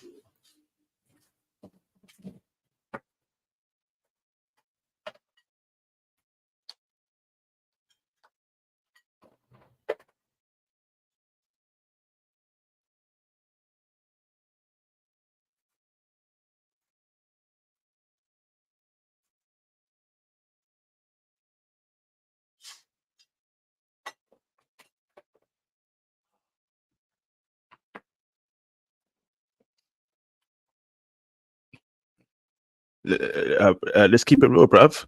You know, on this channel, we talk about the good, the bad, and ugly. We're not here to lie to you, brothers, man. American culture, UK culture, Western culture. So overall, right, Western culture is toxic, but within Western culture, American culture is something else. American culture is just something else, brothers. Let's keep it real. So I'm watching the Kendrick Lamar pop out Ken's and Friends concert yesterday. Okay. And he's on stage, right? Kendrick, right? Right. He's performing in a crowd of a majority white, Mexican, Asian, Indian audience, right? And they're all saying the N-word. What kind of nonsense is that, bruv? What kind of F-word is that? Why are we allowing these rappers, right? Again, I'm not against rap. I like rap music. But again, for me, I call a spade a spade. I keep it real, brothers. You know, I don't think it's I think it's stupidity to be going on stage, right, rapping the N-word in the majority non-black crowd. I think it's low IQ stupidity. That is a low IQ sellout stupidity move. Even though I like his music, I like his albums, I think he's, one of the best rappers of all time, Kendrick. But doing that, right, is low IQ stupidity. I'll keep it real.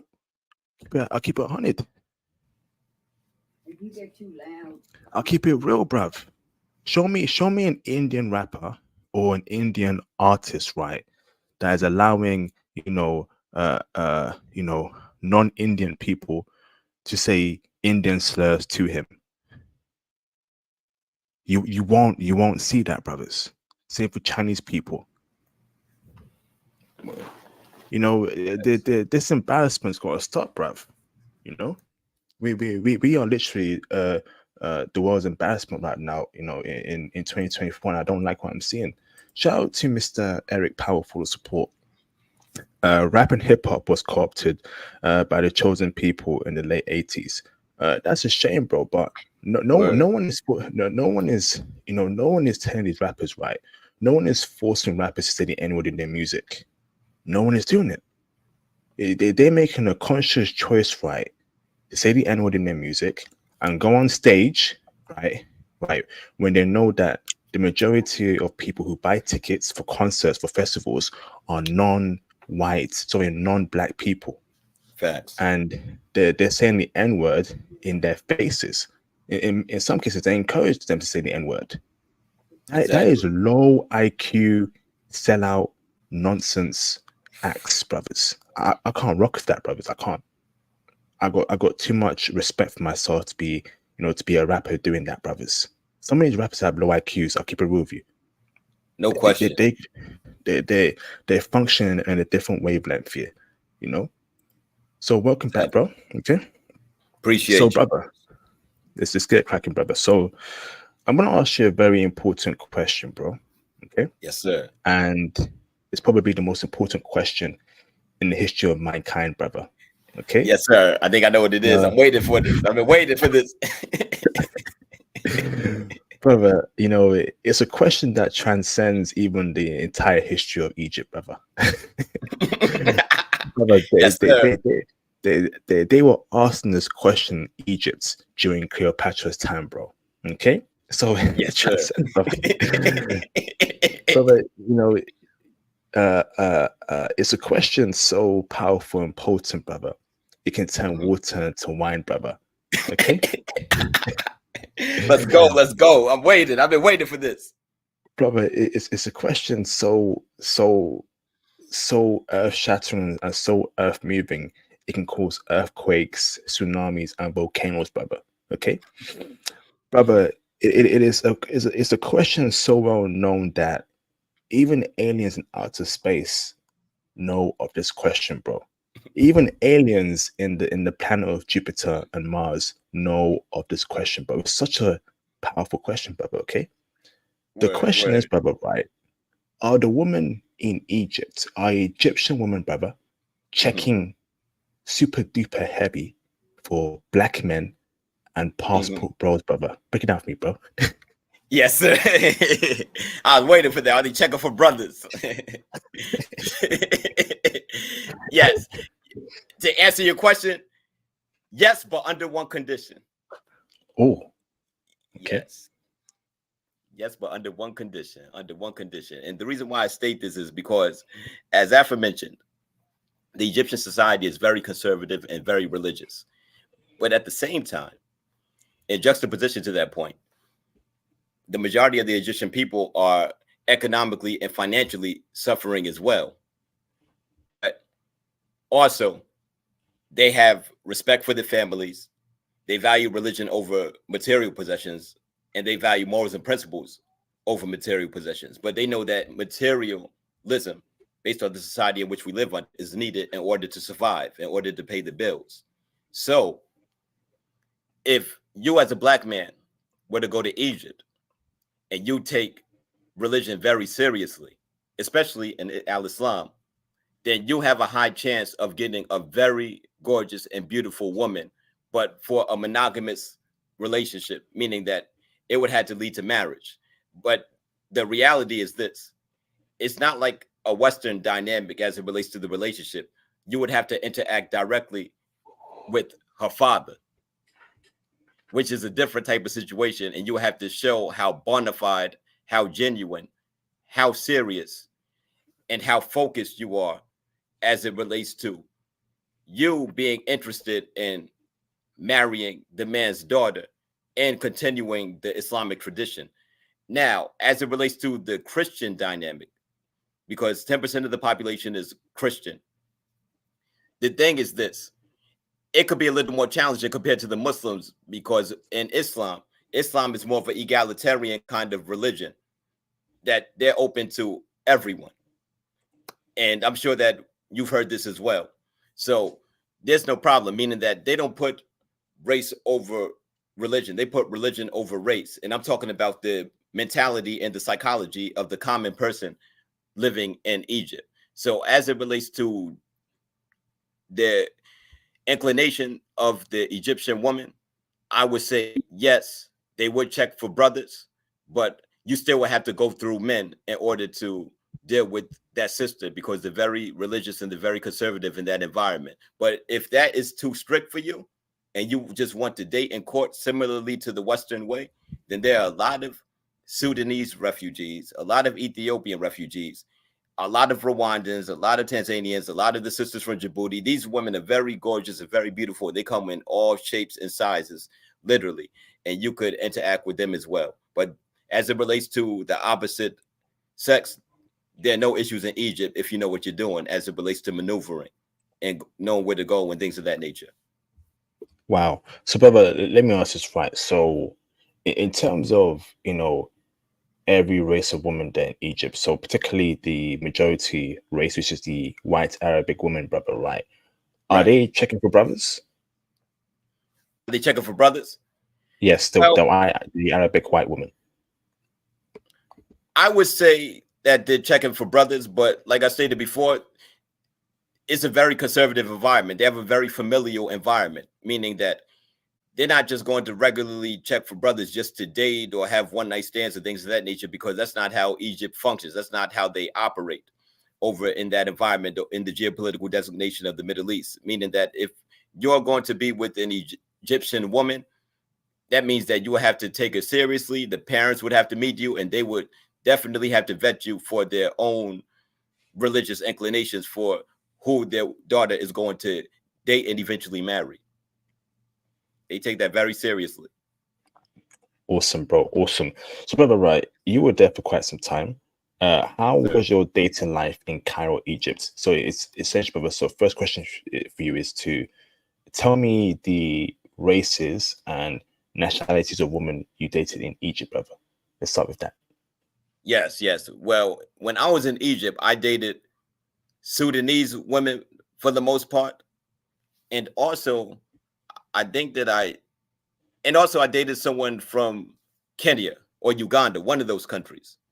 So that was who I generally dated in Egypt. And the thing is that one of the women monopolized a lot of my leisure time. So I didn't have the opportunity to date a whole lot of women, but I did have a rotation of some women that I was dating over there, but mainly the East African women, because of the fact that even though we're very critical of Western institutions, we had to be honest. I still was enculturated and socialized in the West. So after a while with me, I still would like to interact and date women.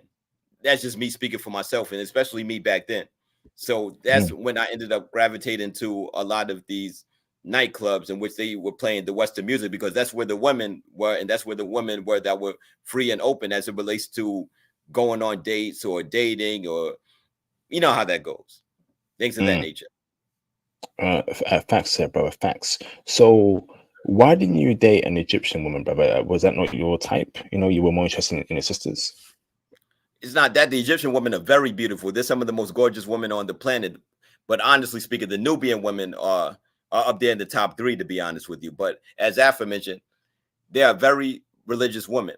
Like, for example, I was talking to one of my friends over there, and I'm going to talk a lot about my friend very soon, especially for folks that would like to go to Egypt, because this person could help you navigate throughout Egypt and make things very smooth and very enjoyable for you, the traveler. Because I saw someone on another YouTube channel complaining about Egypt, and I wish he would have interacted with me. But anyway, Egyptian women are very beautiful women, but they're very religious, meaning that if I'm going to date an Egyptian woman, I would have to be, according to their subjective standards, on my A game as it relates to religion, as it relates to morals, as it relates to principles and everything else. They're a very tight-knit people as it relates to family, and the father or the grandfather, meaning the elder or the patriarch of the family, would have to approve me in order to date that said woman, especially with me being an outsider. Now, if I were a white Egyptian Arab person, then it would be a little different. It would be a little easier. But with me being an outsider, especially coming from America, the land of the kuffar or the infidel, according to their said jargon, I would have to get thoroughly and meticulously vetted from my perspective. Awesome, bro. Got a super chat here. Shout out to Yu-Gi-Oh Master for the support. Quick question for the guests. Do you need to be Muslim? No, you don't. No, you don't. And the reason being is this. In the American University in Cairo, where I went, and that's where the majority of the elite in Egypt, where the children go, you have folks from different perspectives. And since they're exposed to different information from all over the planet, you have a small percentage of folks that are agnostic and who may follow Buddhism and everything else, but they're a small minority of the people. So you could find an Egyptian woman to date who is not a self-identified Christian or Muslim, or someone that is sociologically classified as a Christian or Muslim, but they're going their own way. But due to the fact that they're still under an Egyptian government and the Egyptian society, which is predominantly Muslim and Christian, and which they're very religious, they still operate within those certain cultural confines, if I make sense as it relates to what I'm stating, meaning that they still conduct themselves in a certain way. So you still would have to respect that culture and tread lightly as it relates to that. Awesome, bro. Awesome. So, brother, great stream so far, right? So, brother, in terms of, you know, the physical appearance of an Egyptian chick on average, right? You know, you said they're some of the most gorgeous women in the world. Why is that? Is it because they've got green eyes, that peanut butter brown skin, that long black hair? Just break it down for me, bro. Exactly. That definitely helps as well. Some of them have green eyes, some of them have blue eyes, some of them have dark brown eyes, some of them are tan skin, some of them are darker skin. Some of them have frizzy hair, some of them have straight hair, some have curly hair, some have the anthropologically Africoid kind of hair as well that we have. So you have different kinds of Egyptians, but they're very gorgeous women. But I would have to say the most gorgeous from my own subjective aesthetic standards are the Nubian women. The Nubian women are phenomenal. The Nubian women, to make a comparison for you, the viewer. All right, let's say in a parallel universe, the Dominican Republic was a Muslim country and the women were a little more conservative and modest. That's like how the Nubian women are. Damn. Yes. Okay. Yes. Okay. It's different. It's different. Definitely so. It's different. So tell me more about the personality of of the average Egyptian woman, brother, is she humble? Is she kind? Is she loving? Or is she terrible like a Western woman where she's arrogant, where she feels the whole world revolves around her? She's a princess, she's a queen. Break it down for me, bro. Okay.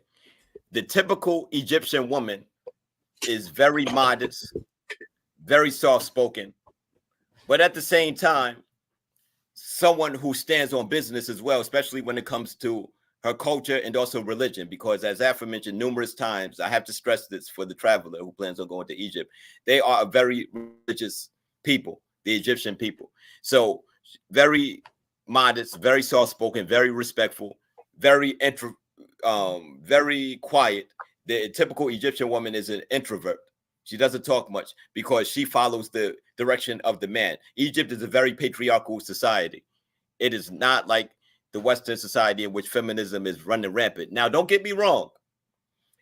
Where I went to school at, and also among some of the upper class, you do have a small, minute percentage of the feminist types. And also, the women could be a little fast, but they have to be very sneaky as it relates to being fast and romantic according to the Western standards of that. Because, like I stated before, the Egyptian society is a very conservative and religious society, and one who acts like an infidel would have to face retribution in some form or fashion. It's very serious. Wow. So, brother, okay, so there's Egyptian women there, there's Sudanese women there, there's Ethiopian women there, brother, and there's all these different nationalities of women, brother, right? That show brothers love in Egypt, so that there's a variety for us to pick from, right? So let me ask this, brother, right? Let me ask this, right? So, what about Japanese women, Korean women in Egypt, brother? Did you come across half Egyptian, half Japanese, half Korean, half Egyptian, or were Japanese women living there in Egypt? Break it down for me, bro. Right. To be honest with you, I don't remember that mix whatsoever. Not saying that mix doesn't exist, because you do have Muslims in the southern. You do have Muslims in Southeast Asia, obviously, especially in China, especially in the western part of China. And also, there's a small Muslim population in Japan. But honestly, I haven't seen that mix much, to be frank with you. Did you see Asian women there? Or? Yes, I did. I definitely did. There's a small percentage of Asian Muslims, but most of the Asians that are in Egypt are mainly there for business, and they're mainly part of the tourist sector. Okay. So the black men you saw in Egypt, brother, were they with Egyptian women, of Arabic complexion, peanut butter brown skin? Did you see black men, dark-skinned black men with them all over the place? Well, some, but not really, to be honest with you. Meaning that a lot of the dark-skinned brothers, they were with the other dark-skinned women. But the thing is this: if you're a Muslim, for the most part, and you're a dark-skinned man, it wouldn't be out of the norm for you to get a white Egyptian Muslim woman. It wouldn't be out of the norm because, like I said, they prioritize religion over race. But let's not get it twisted. You do have a lot of Arab races in Egypt. You do have that, but that's because of the Western influence, like you stated in the stream, and also in a lot of your other episodes as well.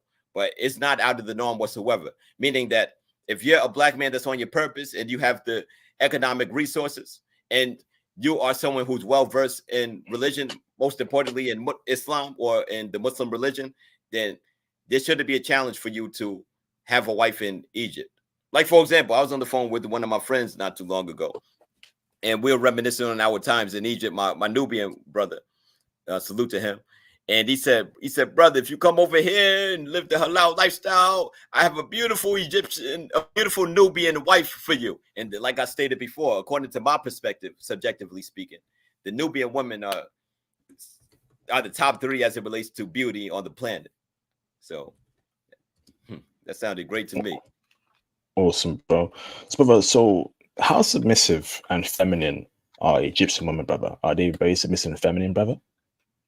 Extremely submissive and feminine for the most part. Extremely submissive and feminine, meaning that you're not going to go on the street and spit game to an Egyptian woman, because that's a very patriarchal society.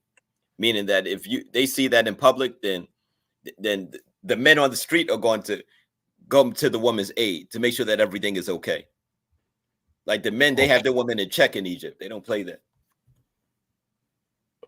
Awesome, bro, and I respect that. So now, brother, right? So how submissive are they, brother? So, brother, can you close your eyes for a minute, brother? I want to just tell you a scenario here, brother. Okay, so One eye open, though. Always got to be on point. thanks, brother. Thanks. So, brother, right? So, now, okay, brother, you're an IT bro, okay, and you're coming home from work, okay, and then your Egyptian wife greets you, right? She takes a coat off your back, she rubs your shoulders, etc., etc. Now you grab her hand upstairs to the bathroom, brother, okay, and then you look her in the eyes and you tell her, "Hey, baby, can you bathe me in the bathtub, and after you bathe me, can you moisturize me from head to toe, brother?" So, brother, will Egyptian women bathe and moisturize their man in the bathtub? That's no question. They'll volunteer and do that. You wouldn't even have to ask for that. They'll just do it. No, like Egypt is a very patriarchal society, and the women are trained differently. And this traditions go back thousands of years. Ooh, brother, I need that, bro. Brother, I need me a half Japanese, half black, half Egyptian woman to bathe me and moisturize me in the bathtub every day, brother. So, but you're telling me that I can book a flight to Egypt tomorrow, right? I can find me an Egyptian chick, right, that will happily volunteer to bathe and moisturize me like a king. Whoa.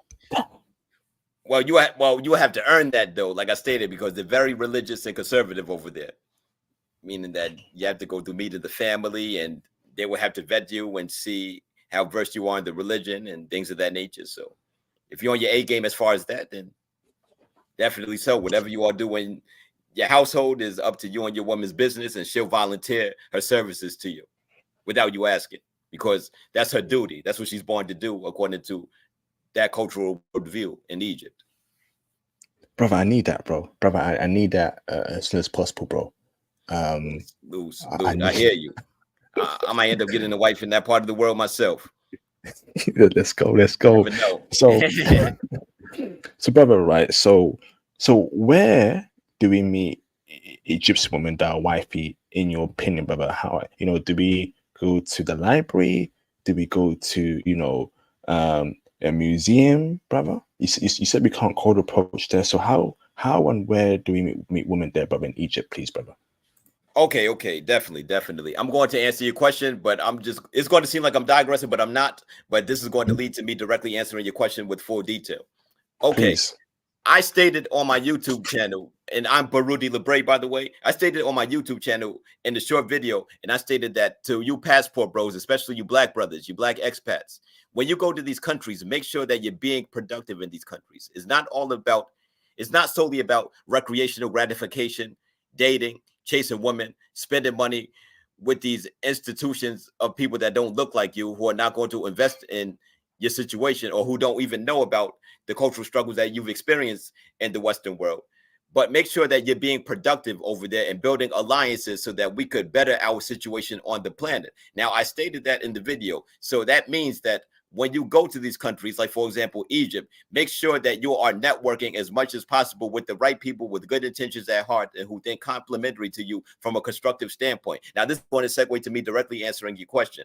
Now, with Egypt, like I stated before, they take their morals and principles very seriously, their cultural worldview very seriously. So you see guys on one side and women on the other side, especially in lounges, restaurants, and various establishments.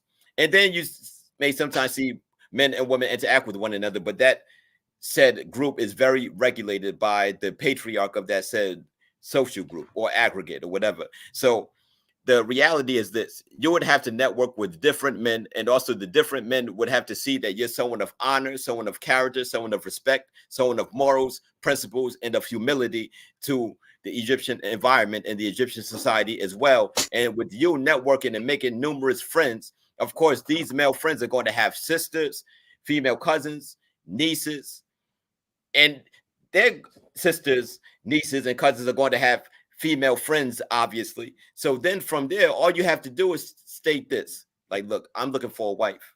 to settle down with. You know me, and you see that I'm a person of morals, principles, and I'm someone who adds value.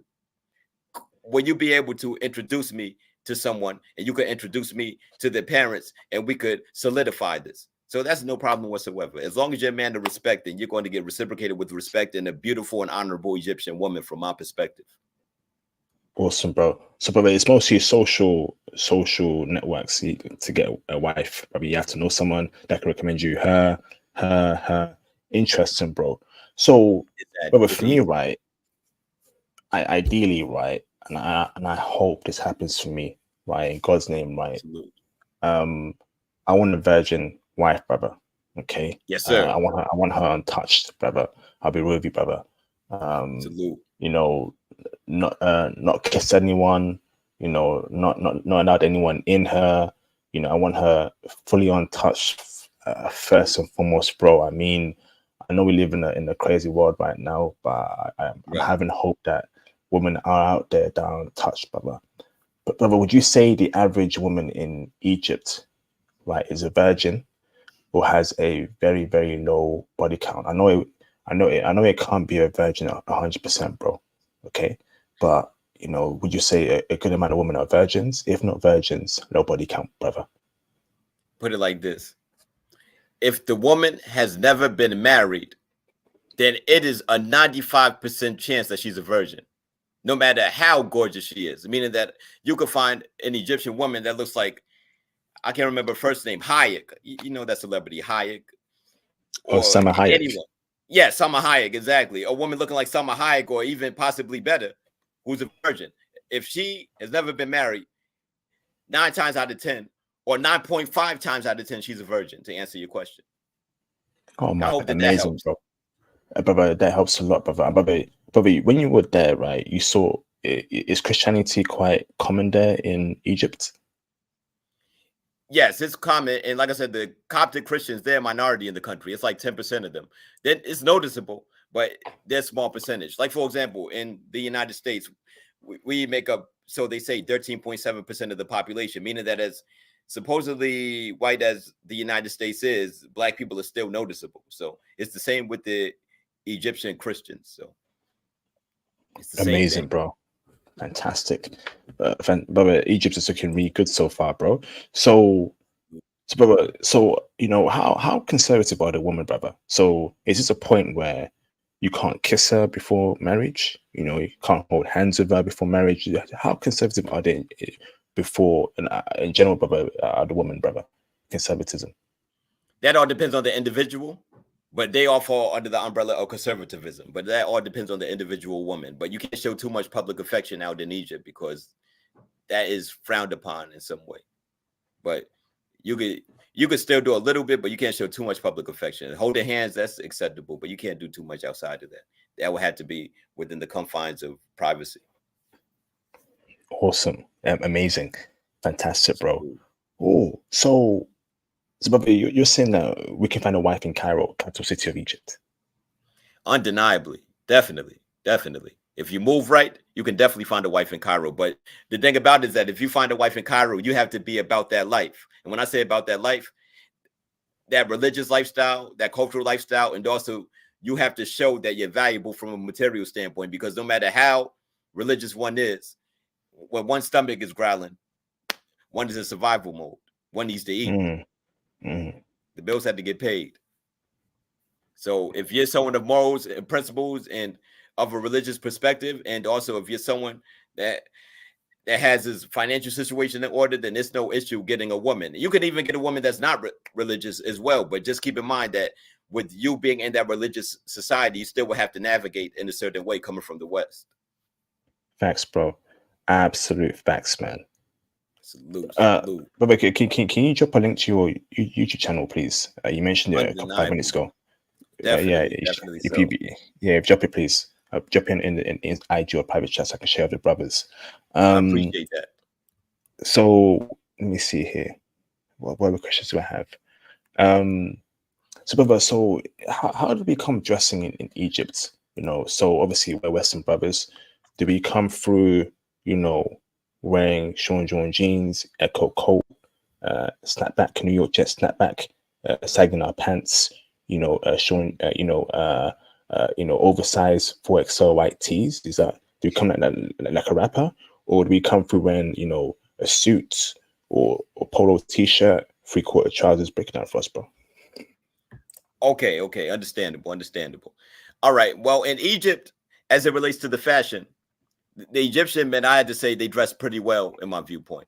Now, don't get me wrong, the ones that are impoverished or working class, like, there could be variations as it relates to that. But for the ones that aren't dressing with their jalabeyas and their kufis, with their religious paraphernalia on, they dress pretty well. But also, counterfeiting is very big in that part of the world, meaning that you see a lot of knockoff Gucci, Louis Vuitton, Polo, and the various other brands as well, because they import their fake clothing from Turkey, Pakistan, and the various other factories in the geopolitical designation of the Middle East. So you have a lot of retailers who sell these clothes throughout the various parts of the city of Cairo. So even though the clothes are fake, they dress pretty well. So you go to Egypt with like a polo shirt on, jeans, khakis, you could wear sandals or sneakers or some loafers, and they sell a lot of knockoff clothes, but it's very nice. So honestly, not that I'm an advocate of it, but in order to save money, you could look like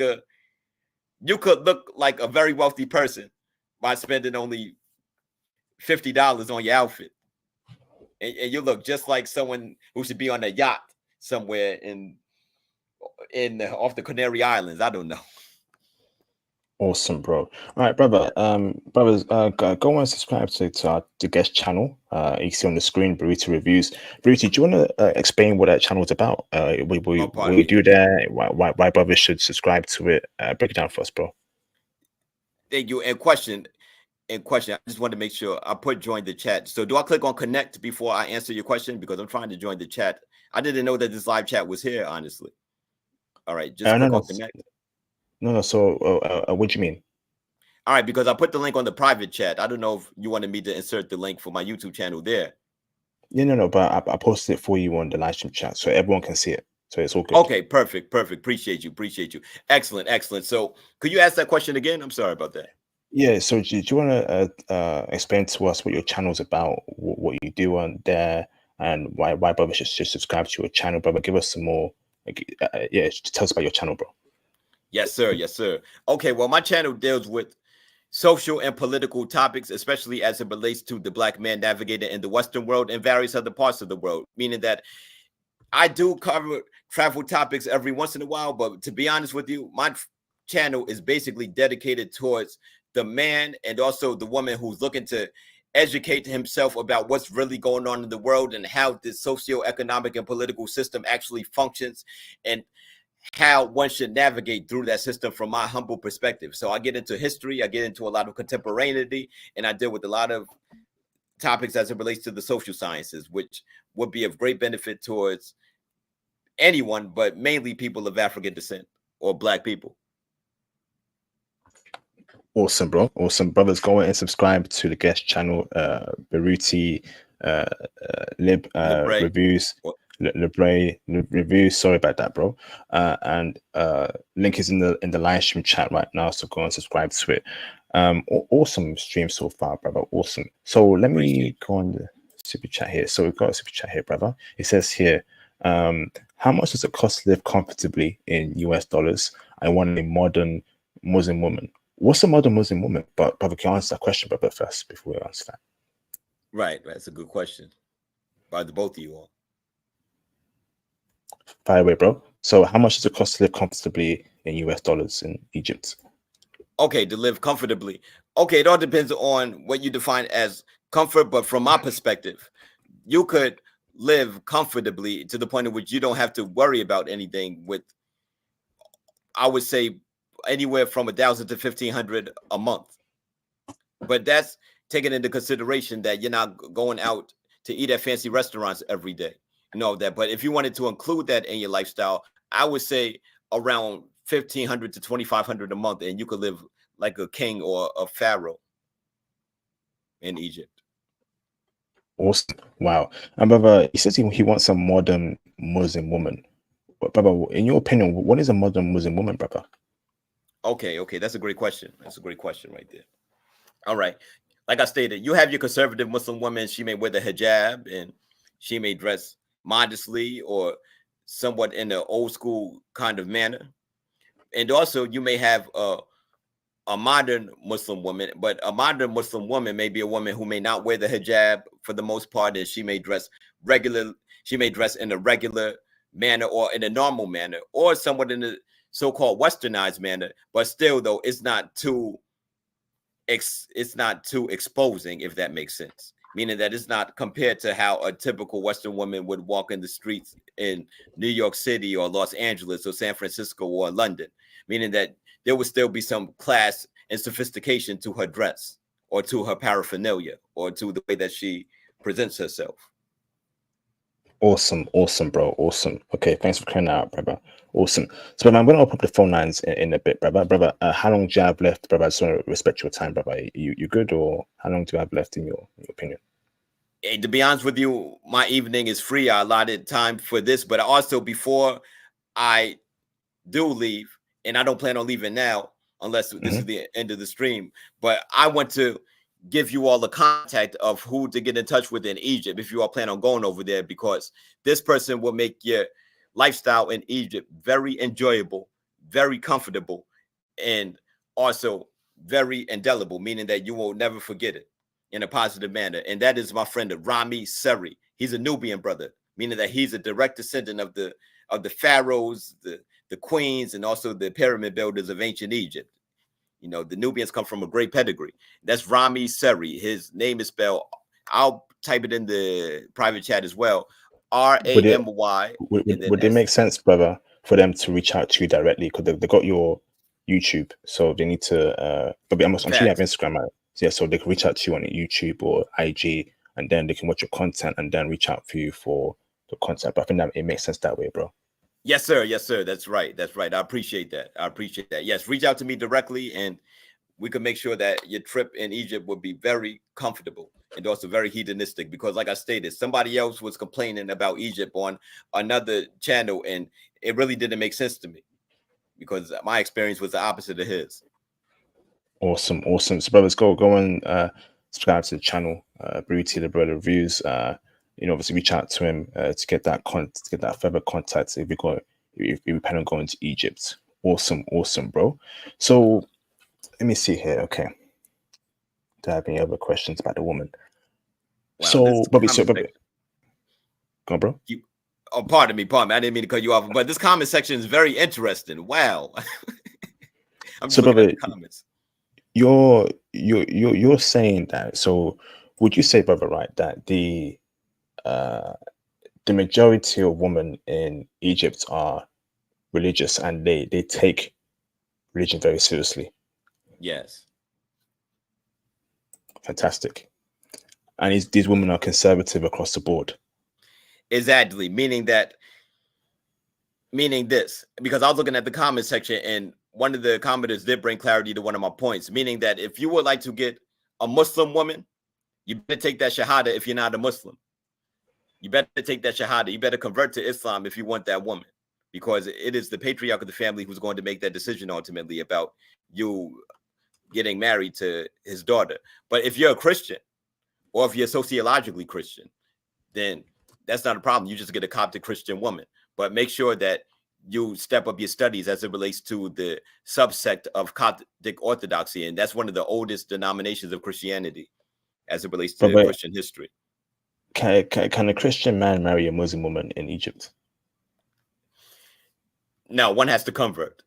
They take religion very seriously. One has to convert. So yeah, it has to be Christian, Muslim. Yes. And also as it relates to Christianity, you would have to subscribe to the Coptic sect of Christianity, or you would have to be someone with a lot of money and status, like Dr. Kwame Nkrumah of Ghana, who ended up marrying that Coptic woman, but he was Kwame Nkrumah, so he could pull that off. But the typical Black African brother wouldn't be able to pull that off due to the politics. So, brother, it's obviously the Kwame Nkrumah, right, married an Egyptian chick, Nkrumah, yes, because he's rich and famous.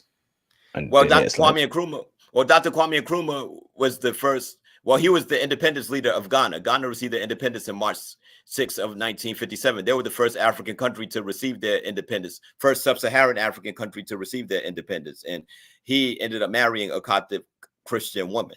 But that's because Kwame Nkrumah was Kwame Nkrumah. Kwame Nkrumah was the decolonization and independence leader, or political leader, that is, of the Gold Coast of Ghana, a world-renowned, internationally renowned historical and political figure who fought against colonialism, British colonialism, that is, ironically speaking. Awesome, bro. Awesome. Okay, so okay. This is a great stream so far, brother. Let's okay, brother. Let's open up the phone lines, brother, and let's get some questions in. Okay, Yes, call in. Okay, brother. So it sounds to me that Egyptian women are very wifey. Say that again. I'm sorry. Brother, it sounds to me that Egyptian women are very wifey. Wifey material, women. definitely. Okay. So, brother, how do we spot 3 or 4s in Egypt, brother? Women who sell box, women who throw their box around, women who are promiscuous, brother. How do we spot that in Egypt? Okay, understandable. Well, the thing about it is that with us human beings, we have primordial instincts a lot of the time, so it's not really hard to find out. But the thing about it is this: something very interesting happened when I was with a couple of my friends in Egypt one night. We were walking around the streets of Cairo, and there were 2 women walking past, and with a whole bunch of makeup on and lipstick, but they had hijabs on, meaning the veils over their heads. So they were Muslim women, obviously, sociologically speaking. But the thing is that I noticed that my friends were saying things to them in Arabic, basically criticizing those women. So I asked what did they say, basically. So then they basically were correcting her and checking her because of the fact that she has a hijab on and she's walking around like she's a prostitute, basically. So that's really what 3 it or was. 4. Exactly, a 304, pardon me. So that's the situation at hand. And also, once again, you could also go to a nightclub or walk on the streets and you could see a woman dressing in a certain way and conducting herself in a certain way. And for the most part, you can make a probabilistic extrapolation of what she's into. Because as humans, we have instincts, we have minds, and we could basically know what a woman or any person is about based on how they conduct themselves, even though sometimes looks are deceiving. That is true. Deception is a thing in the world, but one could generally just find out just from looking at someone. So brother, overall, right, Egyptian women cover themselves.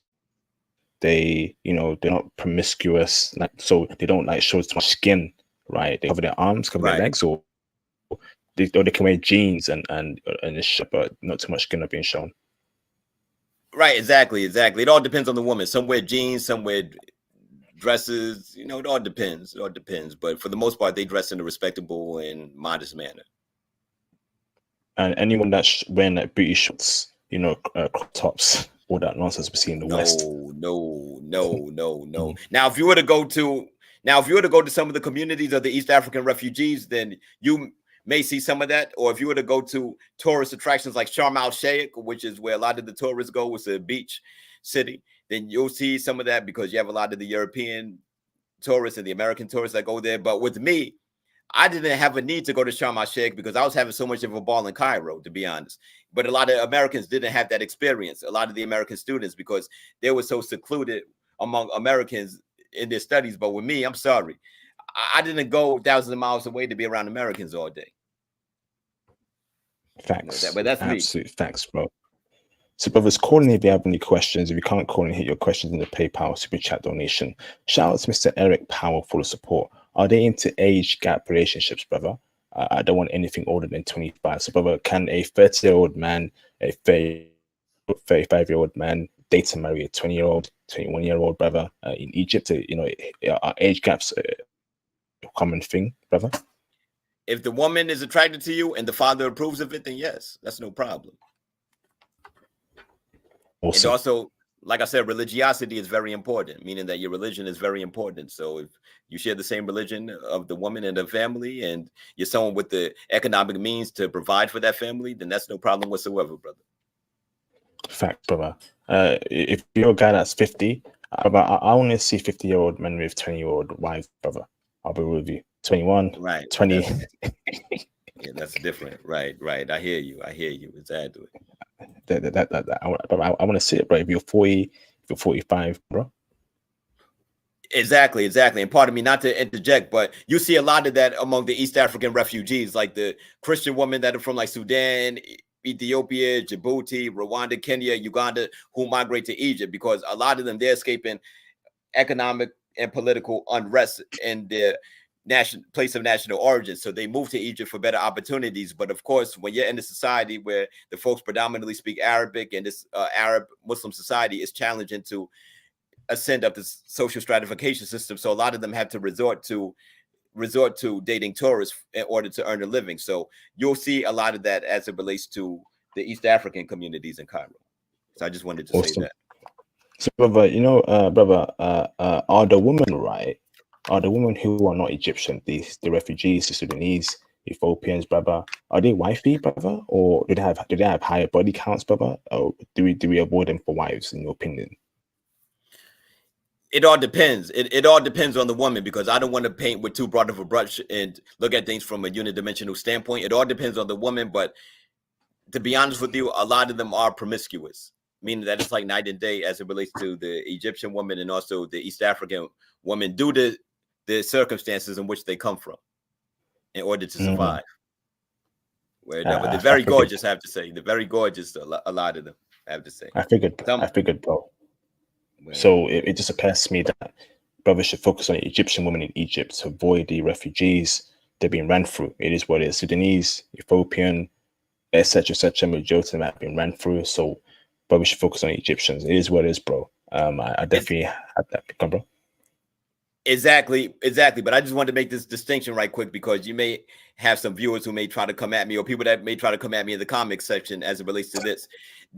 In Northern Sudan, it's predominantly Islamic, and you know what's going on in Northern Sudan, and you know how they give it up in Northern Sudan. In Southern Sudan, they started their own country in 2000 and somewhere between 2009 and 2011, but I know that the date was July of either one of those years. That's where they have a Christian stronghold over there. So the Sudanese refugees from Northern Sudan, who are predominantly Muslims or Nubians, they have a different culture than the Southern Sudanese women, who behave somewhat similar to the Western women due to their circumstances. So I just wanted to bring that clarification to the table. Awesome, bro. Awesome. All right, brothers, call in if you have any questions. I think I'm out of questions, bro. I think this has been we're almost at 2 hours, brother. This has been a great live stream. Let's give it 5 more minutes for anyone to call in. If no one calls in, brother, we'll wrap up, brother. So this has been a great stream so far. So, brother, should brothers travel alone or in a group to Egypt, brother? What's your opinion on that matter? Okay, well, speaking for myself, I went to Egypt alone, and I did my thing, and I didn't have any issues. But then again, another traveler was on another channel, stated that you shouldn't go alone, and I'm not going to go there again. That's what his perspective was. So it all depends on the said person. But if you are an open-minded individual who's willing to learn, who's willing to make changes in his life, or is willing to enjoy life, then I say that you take that leap and go to Egypt alone, and everything should be fine. But to make things much easier, you could get in contact with me, and I could get you in contact with the right people so that they could make things much better for your situation or for your travel in Egypt. Because the reality is this: you could meet anyone you want in Egypt, because people are very open. They're very open, they're very friendly, and they're very hospitable. But at the same time, you can't just go around trusting anyone, because it takes one bad apple to boil you a bunch, as the old saying goes. Facts, brother. So, brother, how do you spot? But I know there's a lot of scams there. So, brother, brother, 2 questions in one. Yes, what's the most common? What's the most common scams brother, in Egypt, right? And how do we spot shady people, brother? 2 questions in one.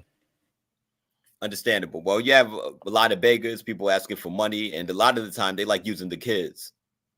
You see, they would have the kids ask you for money, and then the kids would come up to you and follow you throughout the street, so you have to be very assertive and just let them know, no, I don't have it, you see. And sometimes the more you give, the more they're going to keep asking you and hounding you. And you have folks that shine shoes, and the thing about it is that if you let them, they'll shine your shoes every day or different parts of the day or multiple times a day. It's a whole bunch of things, to be honest with you. But like I stated before, folks are very religious over there, and they have a strong government over there, and also a very strong police force, a constabulary force who make sure that their citizens are in check. So it's safe.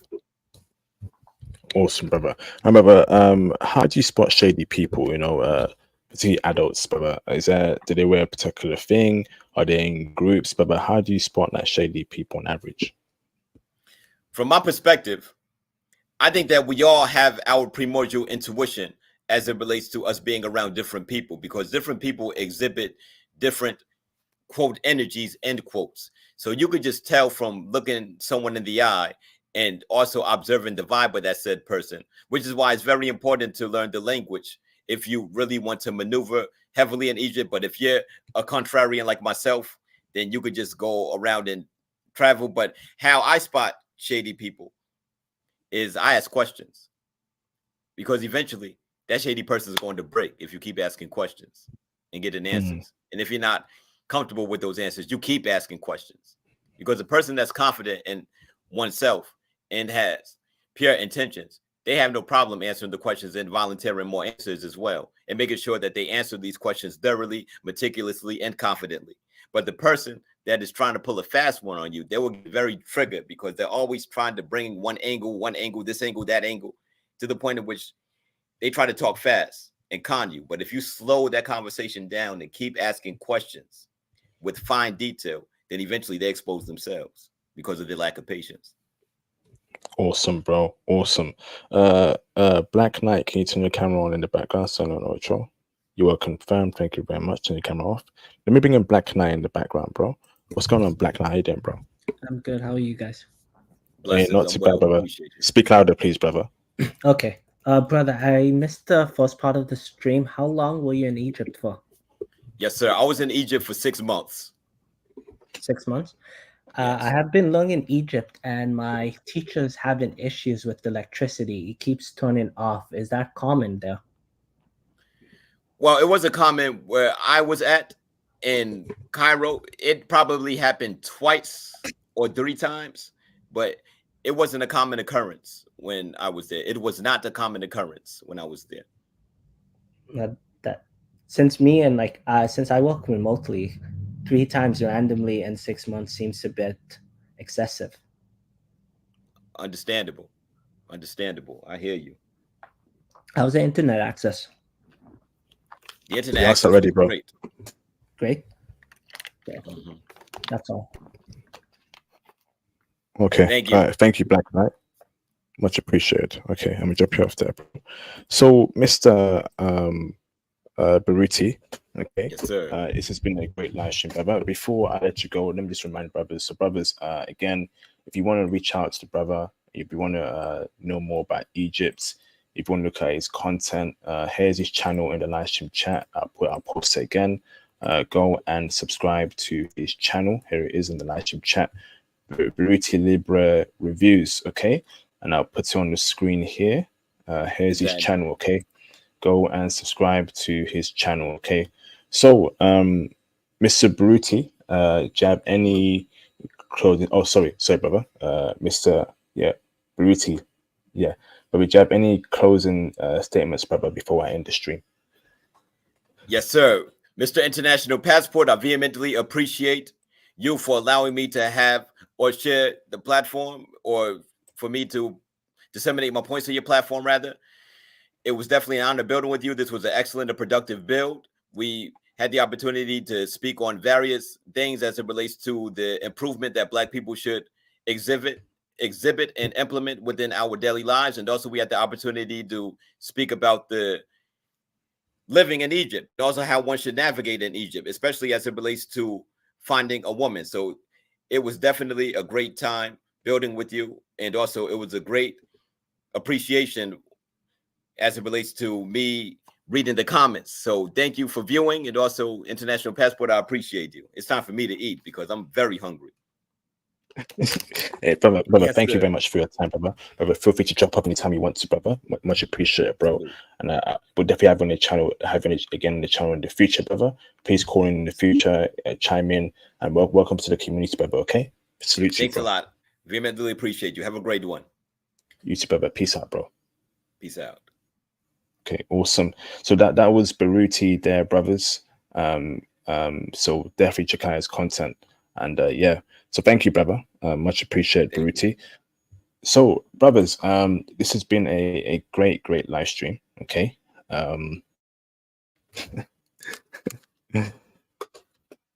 Where's my mod? You know, where's my superstar mod? Dark Ronin. We finally got Egypt done, bro. We did it, bro. We did it, Ronin, or we did it, Joe. Joking, Ronin. We did it, bro. You know, we finally got Egypt done. I have been searching for Egypt for 8 years now. 8 years, yeah, 8 years. You know, I've been on YouTube for almost 10 years, you know. And I've been trying to get that for brothers, man. They've been asking me, AIP, we need Egypt. Now we finally got Egypt done.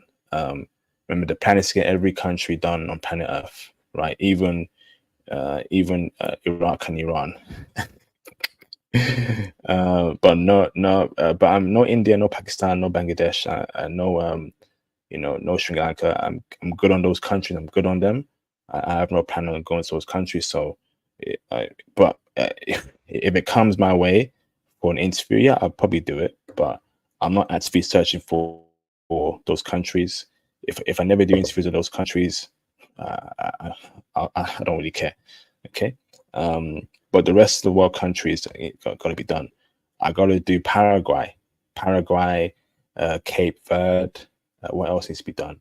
Paraguay, Cape Verde. What else am I missing? Paraguay, Cape Verde. Let me see. Paraguay, Cape Verde. I'm trying to think here. Paraguay. Well, so what countries have I not done? Let me know in the live stream chat. What countries have I not done yet? I've not done Paraguay. I've not done Cape Verde. I've not done Montenegro, Albania, Lithuania. I've not done that. Oh, yeah, I gotta do Lithuania, man. I've not done Kosovo, Samoa.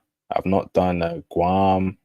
We got work to do, bro. So if you know anyone that can, get those countries done, or even any country in general, please tell them to hit me up on Instagram, man. Here's my Instagram in the live stream chat. I would love to get this guy to America. Yeah, I've not done Suriname. I've not done numerous islands. Yeah, bruv. I've not done that. So here's my IG. If you know anyone, or if you want to come on the channel yourself for an interview, hit me up on IG. Do countries that are conscious and non-religious brothers that want conscious, brother. Literally every country, SK. I mean, that's most of Europe. That's most of Asia. I mean, I don't know how I can get that for you, SK. I mean, it's really been done on the channel. Do another southern African country. Okay. I've done Botswana. I've done South Africa. I've done Namibia. What else? Okay, Burundi. Burundi's in East Africa, right? I've got to do that. Anyone that has been to Burundi or Madagascar, please tell them to reach out to me, man. Please. Okay, who else?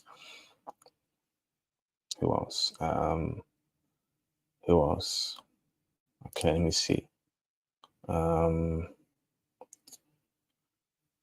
What other country? I've not done. There's a country in Asia that is all gold. It's in Southeast Asia. It's very Muslim, very conservative. What's it called? It's right next to Philippines, but it's very small. It's got a king. What's that? I have not done Congo. Damn. I've not done Senegal. I've not done Senegal. This isn't good, brothers. This is not good. You know, this is not good. Damn. I've not done that, bruv. Damn. Yeah, Brunei. I ain't done Brunei as well, bruv. That's like I've not done like 20 countries, you know.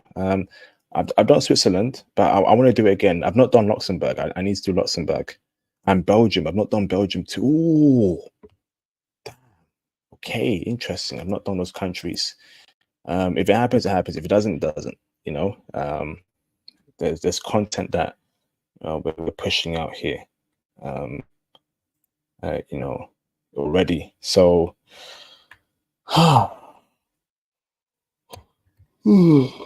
this has been a great live stream, man. Well, no streams planned for tomorrow in terms of countries, but maybe I might do a stream, you know, in terms of you know, maybe I might do a stream something else, maybe speak on the news or something else, but you know, let me see here. Man, what a week, man. I'm looking forward. Shout out to Mr. Babatunde Loye in the building, man. What's up, bro? Madagascar full of Blasians, IP or type. Is that so? Let me search Madagascar. You sure about that, bro? Blasians in Madagascar. Okay. Oh, okay. Okay, brother. Oh, okay. Okay. Oh, okay. I'm liking the peanut butter brown skin, bro. Damn. Oh, no Diddy. Pause. I mean, in terms of the woman, no Diddy. Sorry. Pause. But I'm liking what I see here from the woman. That peanut butter brown skin. Damn. Oh, okay. Who has Intel Madagascar? God. Oh, who's this? Damn. Oh, okay. Yeah, I've done Australia. Yeah, I've got to do Angola, Belgium. I'm watching the Euros. Papua New Guinea. I got to do Papua New Guinea. Yep. Definitely got to get that done. Yeah, I'm watching the Euros. Euros have been lit so far. Great goals. You watch soccer? Do you watch soccer? Hey, international passport. Do you watch soccer? Do you watch soccer, bro? That's totally awesome, bro. You watch soccer? Soccer. I totally watch soccer, bro. I totally watch soccer.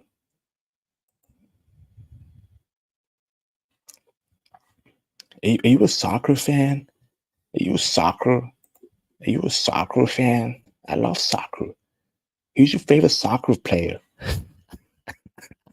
Soccer. I love soccer. Okay, awesome. I've got to do now. I've not done Fiji actually. I ain't down Fiji, bruh.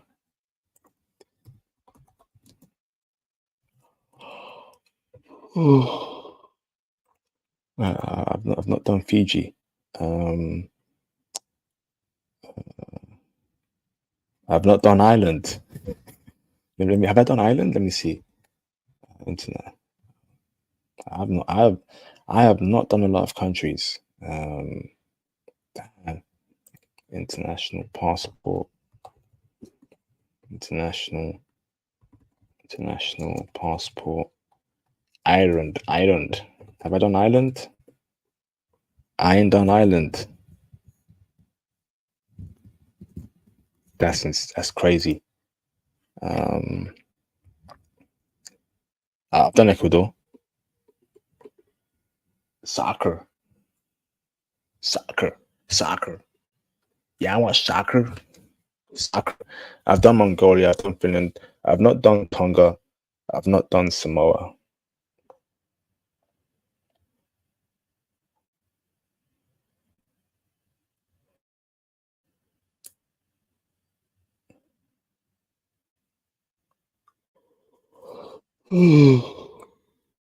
I've not done Slovakia, Seychelles. Oh wow, brothers! If you know someone that's been to these countries, please let me know. If you've been there yourself, reach out to me on IG. If you've been anywhere actually, maybe Japan, South Korea, hit me up, man. Hit me up, bruv. Hit me up. Please hit me up. Pardon me. Okay, I'm about to end the stream in 5-10 minutes, man. But I'm just chilling out. Let me get some water, man. Hold up. I didn't do Slovakia. Are you sure? Slovakia? You sure about that, bro? Slovakia. I've not done Slovakia before. I have done Slovakia. Yo, I've done Slovakia. Okay. Yes. Okay. I've done Uruguay, Albania, Moldova, Kosovo. I've not done Belgium, and I've not done Portugal. I've been Portugal, bro. I've not done a stream on Portugal. I've been Portugal myself, brother. Let me see Portugal, Portugal, international passport. I've not done a live stream on Portugal, but if you type in international passport Portugal, you're gonna see my personal experience there. So should we react to it? Do Portuguese women love black men? A black man's travel experience. This was published 3 years ago. Time flies. Yo, Portugal. Damn, I miss Portugal's a good spot, bruv. Let me go on this video. Damn, classic, absolute classic. Let me hear myself.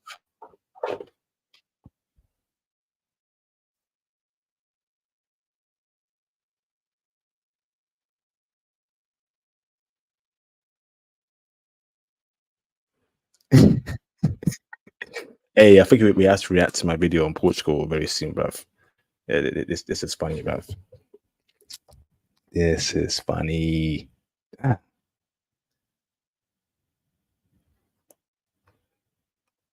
Yeah, Portugal was lit, bro. The OGs. Who do I remember from the damn, that was 3 years ago. The best places for black men to travel to after quarantine. The Australian woman. I'm looking at my OG content. How do Japanese women really treat black men? Damn. Yo, time flies, bro. Time flies. Tunisia. Yeah, I want to do Tunisia. But we've done Russia. We did Russia 5 months ago. Slovenia. Yep, I got to do Slovenia. Sri Lanka. Pass. That's a pass, bro. No India. No Sri Lanka. Not that it's a pass, but I'm not actively looking for it.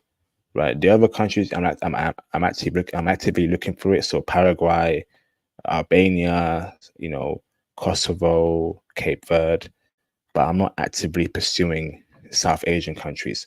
I have zero interest in the women and the country itself. Portugal, I've done Azerbaijan, I've done that. Acapulco. What's so special about Acapulco, Mexico? You ask F32. I've done Reunion. I've done that, bro. Have I done Honduras? International passport, Honduras.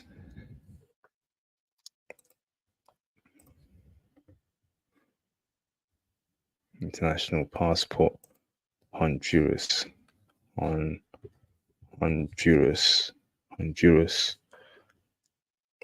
I've not done Honduras. That's crazy. Okay. I ain't done Honduras. Okay, interesting. I've done Georgia. Indian chicks ain't checking for brothers in the UK, bro. They ain't, bro. They look down on brothers. They look down on us, disrespect us, don't show us love. They just love the white dudes. You know. Um, but I don't really care, bruv. I'm not into them. But it's same in America. Yaske, have you been to a Jewish yourself? Yaske 32. You been there, bro? You been to Honduras?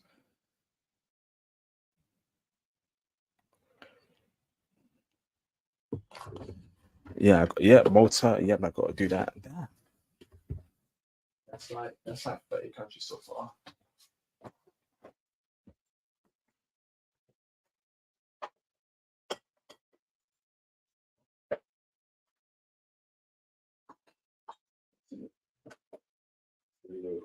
Ice.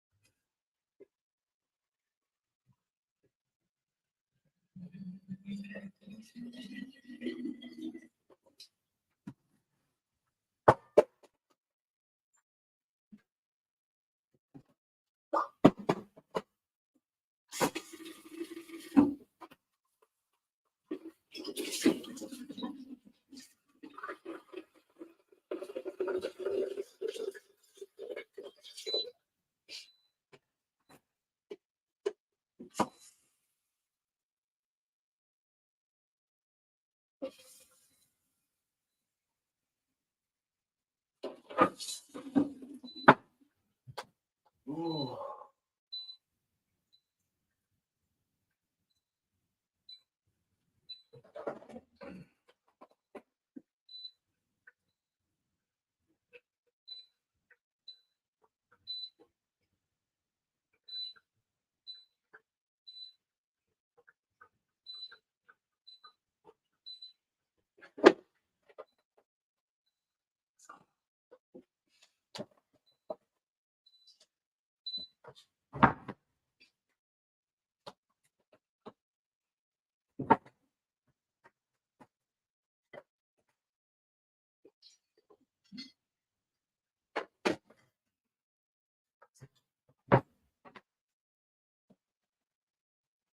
Oh, okay.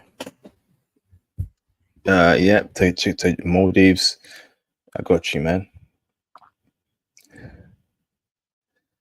Yaska, have you been to Honduras? Let's see here. Pardon me. So that's around 30 countries, yeah, that I've not done. Mauritius, Luxembourg. That's a lot of countries I've not done. That's a lot of countries. This guy's to Yemen. This guy's to Yemen. You got jokes, huh? Yeah, Liechtenstein. Damn. I ain't done that too, bro. Yeah, I've been. Yeah. Say, do you have enough intel for a stream? Yaske? Do you have enough intel for a stream? Let me know, brother. You know, we can actually do a stream on Saturday, America time, if you're up for it, bro. Literally tomorrow, America time. It's Saturday now in the UK, but it's still Friday for brothers in the US. We can do it. We can do Honduras tomorrow, Yaske, or next week, whichever works for you, bro. But do you have enough intel, brother, to share, brothers, please? Let me know, bro. Zimbabwe. Yeah, damn.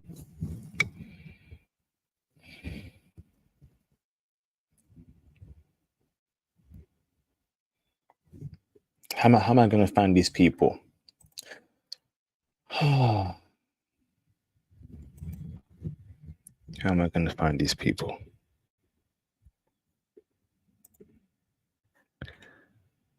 Damn. What a run, man. What a run. Almost 10 years. I'm slowing down, brothers, man. I'll be real with you. I gotta find wifey now, and that's when I'm gonna step back from the channel for a bit. You know, I'm slowing. I can feel it, brothers. I'm slowing down. I'm getting old, man. I'm slowing down. You know, I need. You know, where's wifey at, bruv? Where's she at? Ah, you know, it's been a lot of work, man. It's been a lot of work, but feel it, man. Just need.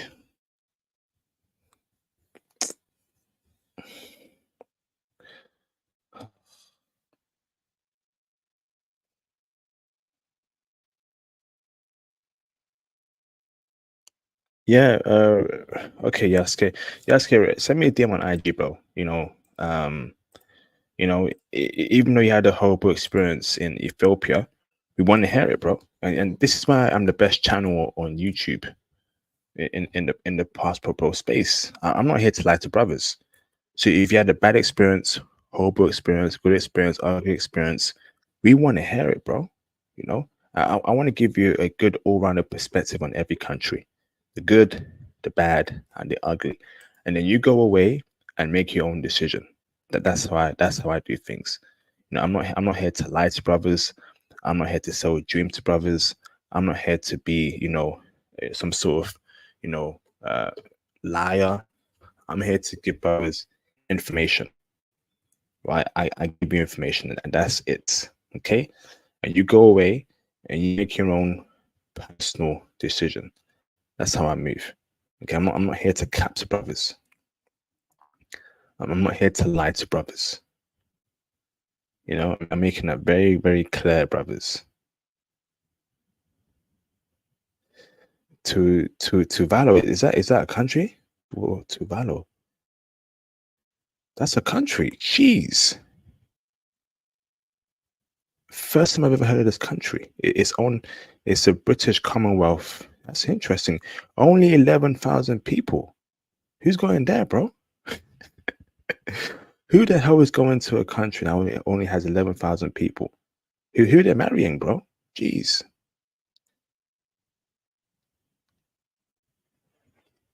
Bro, I guarantee you, I ain't gonna find intel on that, bro. Are they black? Let me see. Are they black? Ah, they're Aboriginals. Interesting. Okay. Let me see here. Ah, they're Aboriginals. Interesting. Okay. Samoans. If anyone goes there, you're a legend. If anyone wants to go to this country, you are an absolute legend, man. But yeah, I want to do Somalia. I think Somalia would be great. Oh man, Somalia would be great, man. Oh, God damn. Venezuela. Yo, let Ace know, right? I'd love to interview him on Venezuela. Okay? Let him know, bruv. Let him know. What a run, man. What a run. 8 years. What, 9 years now? Ah. I want to enjoy life, man. I just want to, enjoy foreign girlfriend, foreign wife, and in the sunset. You know, I'm at a time where, you know, I'm looking for a good chick, bruv. You know, you know, you know, looking for, you know, the one. You know, but I know I gotta get out the West, man. I know, you know, you know, I'm slowing down, brothers, man. Ah, you know, you know, you know, like if I'm gonna take it seriously and travel the world for wifey, it would be a lot less time on the channel, brothers. Probably just me teaching Python. Maybe do a stream once a month, once every 3 weeks. Not upload often. Yeah, because you know I put a lot of time and effort in this channel, brothers, man. Information for brothers, and you know, I admit I've missed some opportunities with women. You know, going on dates. You know, I should have been on a date maybe in a different country, but I had a live stream then. You know, the channel takes a lot of my time, bruv. You know, I don't even earn much. You know, so that's why I'm grateful for every single donation, super chat, PayPal donation, the support. Some brothers joining the Patreon for the sole purpose of just being supporting me, man. It means a lot. It really does, man. It really does. Man.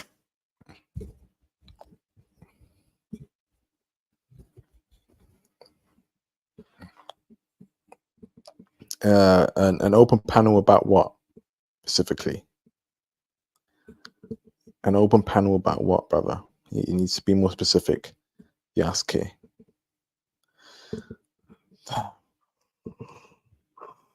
You know, it's hard. It's hard being a black man in the UK, brothers. Man, it's hard being a dark skinned black man in the UK, man. It's tough.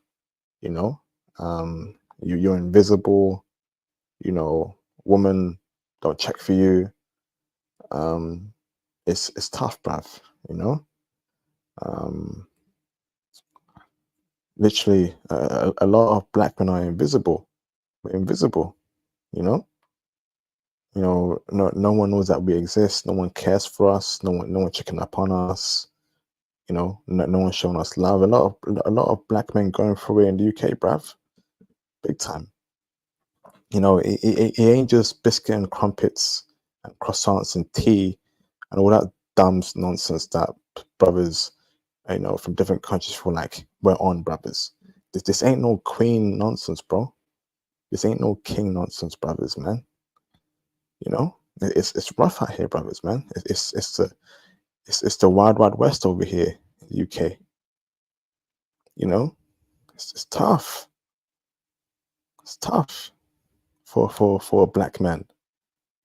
You know, particularly if you're a dark skinned black man, it's tough. Economics, jobs, dating, respect, people showing you love. It's tough, man. You know, the woman here look at you like you're a monster. Women of every race, even our own sisters, don't really mess with us like that in the UK, brothers. A lot of them are going with the white man. You know, a lot of them are going with the white dudes. You know, as a UK brother, we don't get no love in our own city, you know, our own country. They ain't show us no love.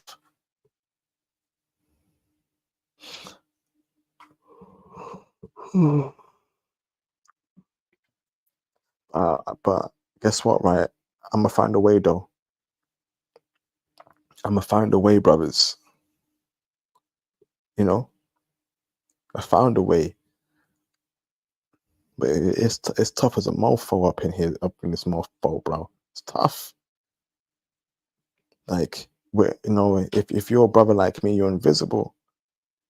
What woman won't even look at you? What woman will not even smile at you?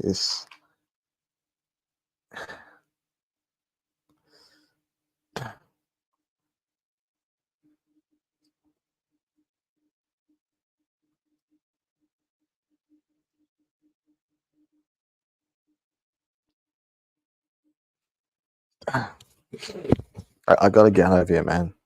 I gotta get out of this matrix, man. This matrix is evil, brothers. I gotta get out of here. You know, I gotta ASAP. You know, I'm reaching my limit. I'm reaching my threshold as to why I can take any more, brother. I just can't take any more, man. I can't. I can't, man. Or maybe I need a holiday. You know, maybe I need to unwind. I need to relax. I need to just, you know, lay with a bad chick. You know, badass chick. And I need it, brothers, because this matrix will make it go crazy, crazy.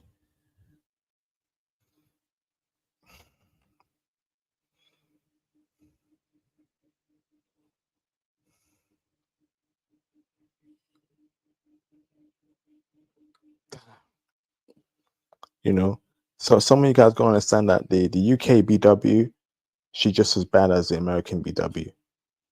The UK BW, just as bad as the American BW.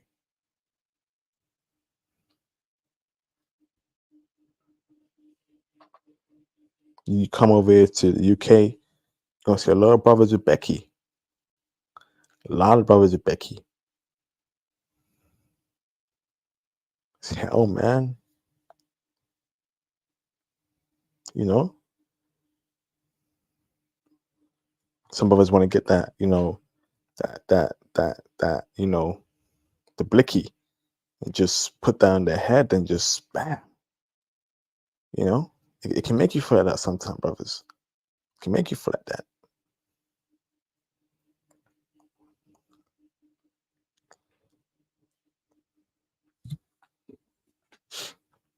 The Matrix. The flipping Matrix, man.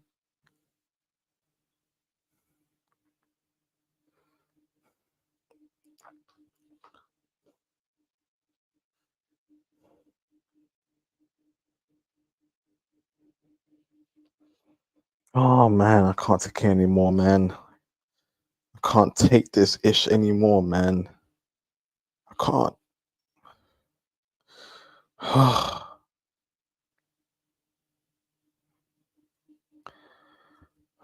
Flipping heck, bruv.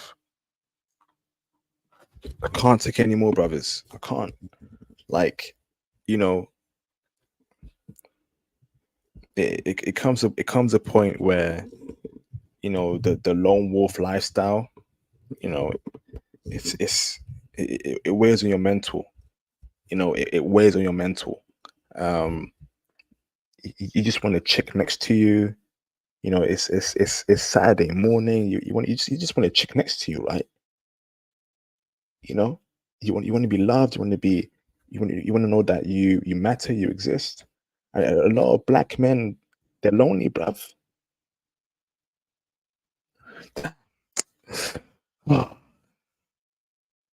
Mental strength is needed to survive the matrix. You need that mental strength, that mental ability, or it gonna make you go crazy, right? On the bus today, right? I was so angry. You know, I was screw facing everyone, right?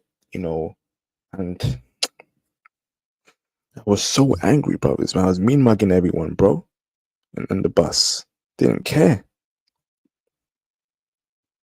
The woman here just on their phones, right? Don't give a damn if that you exist.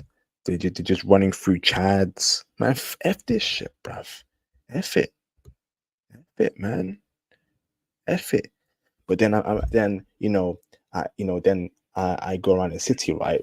I see white dudes with every race of woman. Can we speak on that for a bit, please? Can we talk about that, please? Can we talk about the elephant in the room that these white dudes, right, always got a chick next to them? Can we talk about that for a bit? I want to talk about that for a bit. You know, how about we talk about it? How about we talk about it, brothers? how these white dudes, right? Doesn't matter if they're short, they're tall, if they're fat, they're skinny, if they're obese, they will always have a woman next to them that loves them. I've seen today, right? Yesterday, I saw white dudes with black chicks, with white chicks, mixed race chicks, but Asian chicks, Indian chicks. So how can you be white and be struggling? It's black men that going through the most. Not no white boy. It's black men that going through hell in the West. If you're a white guy and you are struggling, okay, you know, if you're a you know, if you're a white guy, you know, and be real, press on one in the live stream chat if you're white. Because I know white dudes watch my channel. I can see in the stats. So, you know, ain't no point lying. If you're white, press a one in the live stream chat. There's definitely some white dudes watching right now. Okay, if you're a white dude, right? How are you struggling? How are you struggling? That's cap. That's cap. That is cap. You know, if you're a white dude, how are you struggling? How are you struggling, bruv?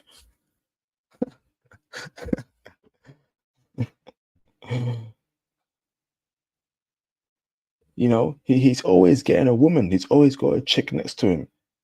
He's always satisfied. He's always fulfilled.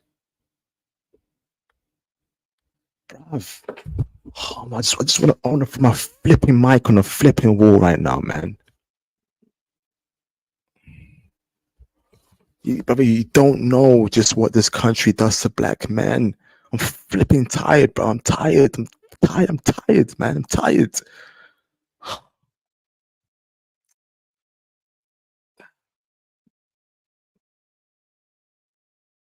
You know, at this time of the night, you know, the white dude's got a woman, they're banging, they're sleeping next to, and then a lot of black men are alone at this time of the night. They got to worry about their jobs, racism, you know, how their own community, you know.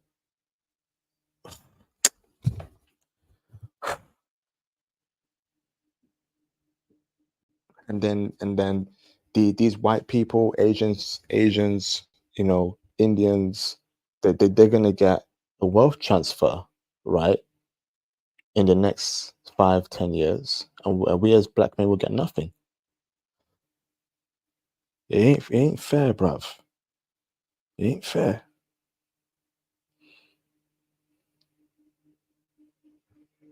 It ain't fair, man. We gotta get power, man. We as black men gotta get power. We gotta get power. Power to control our image. Power to move like Koreans when they run their image, when they export their culture all around the world to the point where even women are going crazy over Korean dudes. You know? I don't know what's happening with us, man. I don't just don't get it, bruv. You know, and I get why black men got to see therapy, because there's so many thoughts in my mind, bruv. You know, I get it. I get it. I get why dudes go therapy. You gotta let it out. You gotta let the anger out, the frustration out. You gotta let it out. You gotta let it out, man. Or else it gonna eat you, man. It gonna eat you, brothers. Sometimes I just want to punch the wall. I want to just go crazy ham.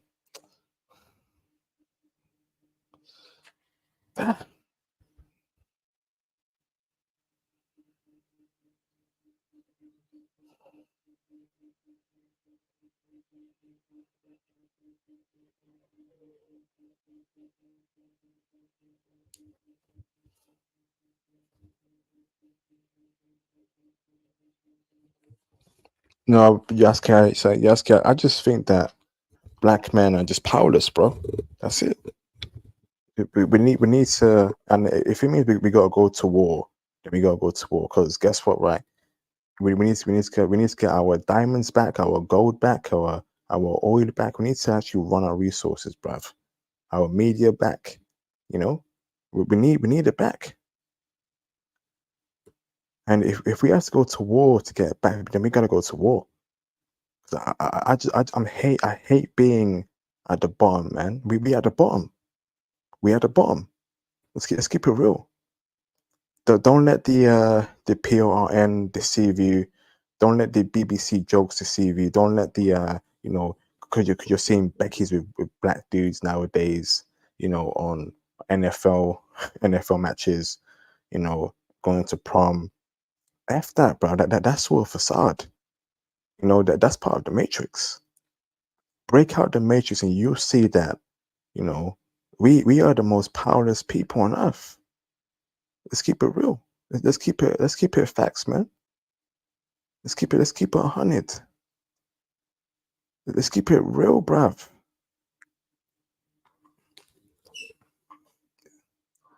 Let's keep it factual, man. Konbanwa. Let's keep it real, bruv. That's why we're suffering right now. When we get power, if I had power right now, I'm censoring rap music. I'm being real with you. I'm taking out the N word. I'm taking out any mention of brothers to lean over brothers. You know, I'm taking it out, bruv. Then I'm getting back our resources back from the Chinese, back from the whites, the Indians, making it black male owned. Give me that power, bruv. Give me that power, man. Because I'm tired of being at the flipping bottom, bruv. Knowing that we have a continent with the most resources in the world. We should be Saudi level right now, Dubai level. And we should be in big cars. A woman should be, you know, begging to have us. White woman, black woman, Asian woman, Latina woman, you know, whatever woman, mixed race, whatever color, they should want a brother before any other men. You know? Let's work towards that, bro. Let's walk towards that. Let's work towards it. You know? You know, me being a suit wearing, educated bro, clean cut haircut, you know, my face is clear, you know, and it's just, you know, been hell in the West for me when it comes to dating. But white dude, scrawny looking white dude is cleaning up like he a goddamn sweeper. Like he a sweeper. Let's keep it real. Like he a sweeper keeper. You know? Yesterday, right, I saw a white dude, right? Skinny white dude. Okay? He looked like Harry Potter. And he was with a bad white chick. Bad white chick. I saw another one like that. He was with a bad Asian chick. Bad Asian chick. I was like, what? What? But here I am, right, in a suit, you know, clean cut, well spoken, looking sharp, looking clean, looking fresh. And I'm invisible. And I've been invisible for a long time in this country. Invisible. I ain't happy, man. And I thank God every day that this passport bro movement exists. Imagine, right, that we didn't have passport bros. Some brothers, unfortunately, might just delete themselves. Keep it real. Because how can you go through your whole life where you get no woman, you get no love, you get no affection? You're thinking, is there something wrong with me? Am I uglier than Shrek? Am I uglier than Shrek? What's going on? Imagine that. And the stats tell you that a lot of young men ain't had a girlfriend, ain't smashing, woman. A lot of dudes are starving out here, brothers. So imagine going through that every day without a woman, bro. Some dudes would just delete themselves. I'll keep it real. I'll keep it 100, bruv.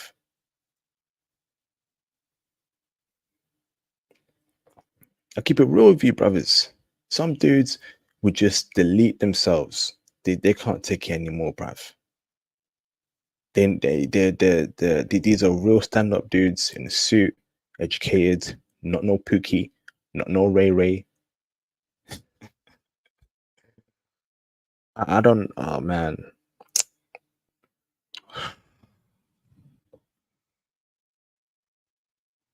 So some dudes are in their early 20s where at that time you should be having a girlfriend, you should be out there, you should be with a woman, and some dudes ain't getting that experience. And I'm thinking, raw, bruv, like this isn't right. The government don't care, the government won't intervene. And then you wonder why the birth rates are dropping in the West, man. You wonder why. You wonder why the birth rates are dropping in the West.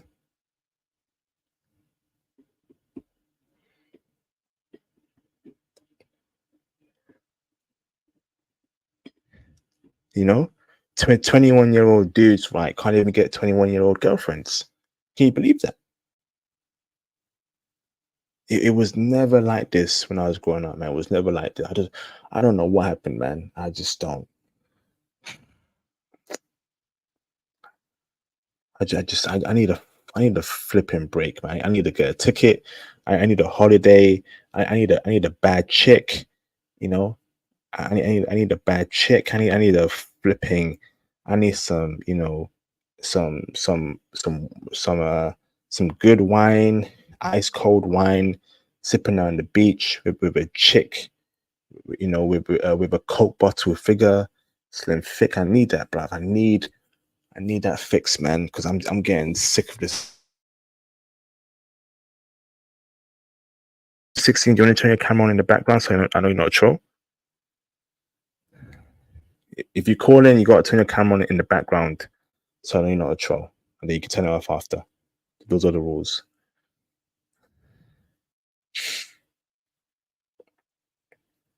I need that, bruv. Oh, God, man. I need that fix. I need that. Adam 16, you're confirmed. Thank you, bro. Thank you, brother. Turn your camera off. Or let me begin Adam 16 in the background, man. What's going on, Adam? How you doing, bro? Yo, I'm good, man. Can you hear me? Loud and clear, brother. Loud and clear. Fire away, bro. Wait, stop camera. Yes. I'm just I hear you're like going through a lot, man. Like you have a lot of trouble in the UK or something? Yeah, bro. Yeah, a lot of BS, bro, man. Like, feeling invisible, being around literally some of the worst women in the world, brother, every day. You know, being in a country where black people are economically disenfranchised, being in a country where we're invisible, being in a country where we're disrespected every day, bro. It's weighing on me heavy, bro. Yo, It's I feel hell. that. Where you at? Are you in France? You got an accent. Where you at, bro? I'm in Canada actually. Okay. Yeah, so when you did that Toronto live stream, that hit home. That hit home for me. Are you also going for it in Canada, in Toronto as well, bro? I'm lucky because I found myself a beautiful Filipina girlfriend, and I found myself a beautiful Filipino girl. But the thing is, she's in the Philippines, so I'm gonna go meet her, and I gotta meet her soon. Did you meet her online or in Canada? Online. What's bro? But Tinder, Hinge, or Filipino no, Match? just honestly, it was like one of those sites like Omi TV. Omi Just TV. yes, not it wasn't a dating site. What's that? Omi is Omegle or Yeah, like Omegle. okay, I see. Nice, bro. Good stuff. Happy Yeah, for you, man. so she's really a motivating factor for me. Like she keeps my head up and keeps me going, man. Would you say Omi TV is a good way to meet women? I wouldn't say that. I would say it's a good way to just talk to people. Mm. But yeah, that was how I met her, and I thank God every day that I met her because she's always there for me emotionally. I think recently I had my a family member pass away, and she was there for me like very emotionally. I was very emotional during that time too. So, and that's why I'm thinking like of moving to Asia actually, and becoming an IT bro. Do it, bro. Do it. Do Yes, it. bro. And I want to take your Python course and everything. So, you know, this is the things that motivate me in life, just to keep moving forward. You know. Yes, brother. Please do so. Move forward, man. And find your happiness, bro. Find Yes, it. bro. We only got one life, man. There won't be any second chances. This isn't Call of Duty. We can't respawn. We can't come to life. So come back to life. Sorry. So, brother, yeah. If you follow your dreams, brother. I've made some mistakes. I've made some. I have a lot of regrets, bro. And I really do regret a lot of things in my past, but I've got to move on forward, bro. And these regrets kill you. They slowly kill you inside, bro. But don't Yeah. let it kill you, bro. You gotta find a way, man. You gotta find a way. You gotta find your how, man. You gotta find like what you can do to move past that. Mm. You can do it, man. I believe in you. I watch you almost every stream. I watch you, bro. I'm a young guy. I'm a young guy just like you, bro. A lot of young I'm guys. I'm an old man, bro. I'll tell you that. Well, you're how well. I can't say how old you are, but I mean, I'm still a young guy. I watch you, bro. You're motivating for a lot of people, bro. A lot of young black brothers, bro. Even different people from different races too. Like they look up to you. Like the thing when you're talking about deleting yourself, bro. That shit hurt me, bro. No, bro. I'm not. No, I'm just saying in general. That's how some brothers like, some brothers are feeling that. Thankfully, I don't feel like that. But I'm speaking like in general. I saw a stat. I saw a stat the other day out.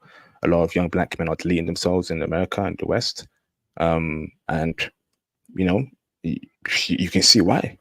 Horrible day conditions. We did not address the racism black men go through. The media's garbage. There's no representation. We don't have a first class African or Caribbean country. It's just it's hell for black men on earth, bro. Keep it real with you. It's hell. It is. But a couple places are good, like Japan and Asia. Asia is a good place for black people. Mm. I like that video of you cold approaching that girl in Japan, man.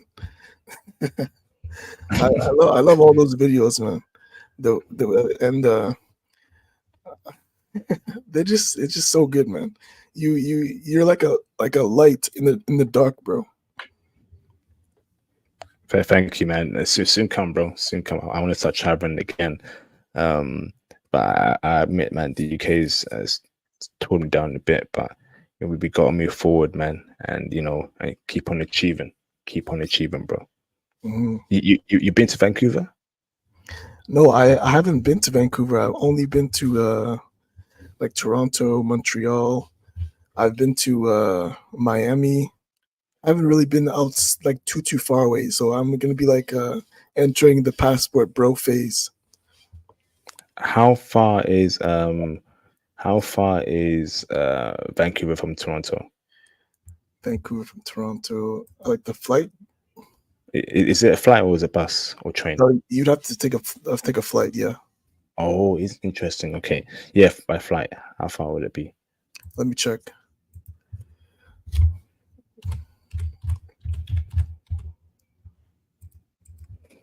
Sorry about that. No problem. Yeah, it's about 5 hours. Yeah, do it, bro. Do it. You think I should go to Vancouver? You should do it, bro. They'll love you there, man. Vancouver is, it's good, bro. Okay. Yeah, I'm thinking about going to the Philippines though. For sure. Do that as well. Do that as well, bro. Do that as well. And just form your own path, brother. I think we spoke about the black tax the other day. Yes, bro. This is don't, bro. This is something that I have to deal with every month. But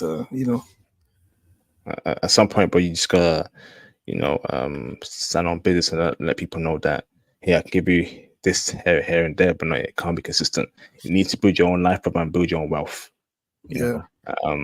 Because it's not a game out here for us black men. We gotta start building wealth as soon as possible, and move forward. But Adam, thank you, brother. You have any closing statements before I drop you off? I'm gonna go to bed very soon. I'm tired. No, man. I'm just saying thank you for having me, and keep your head up, bro. Awesome, bro. Thank you, brother. Okay. Appreciate you, Adam. Take it easy. Okay, brothers. Okay, great stream, brothers. Keep your head up. Keep moving forward, and I'll see you, brothers, on the next video. Peace out, brothers.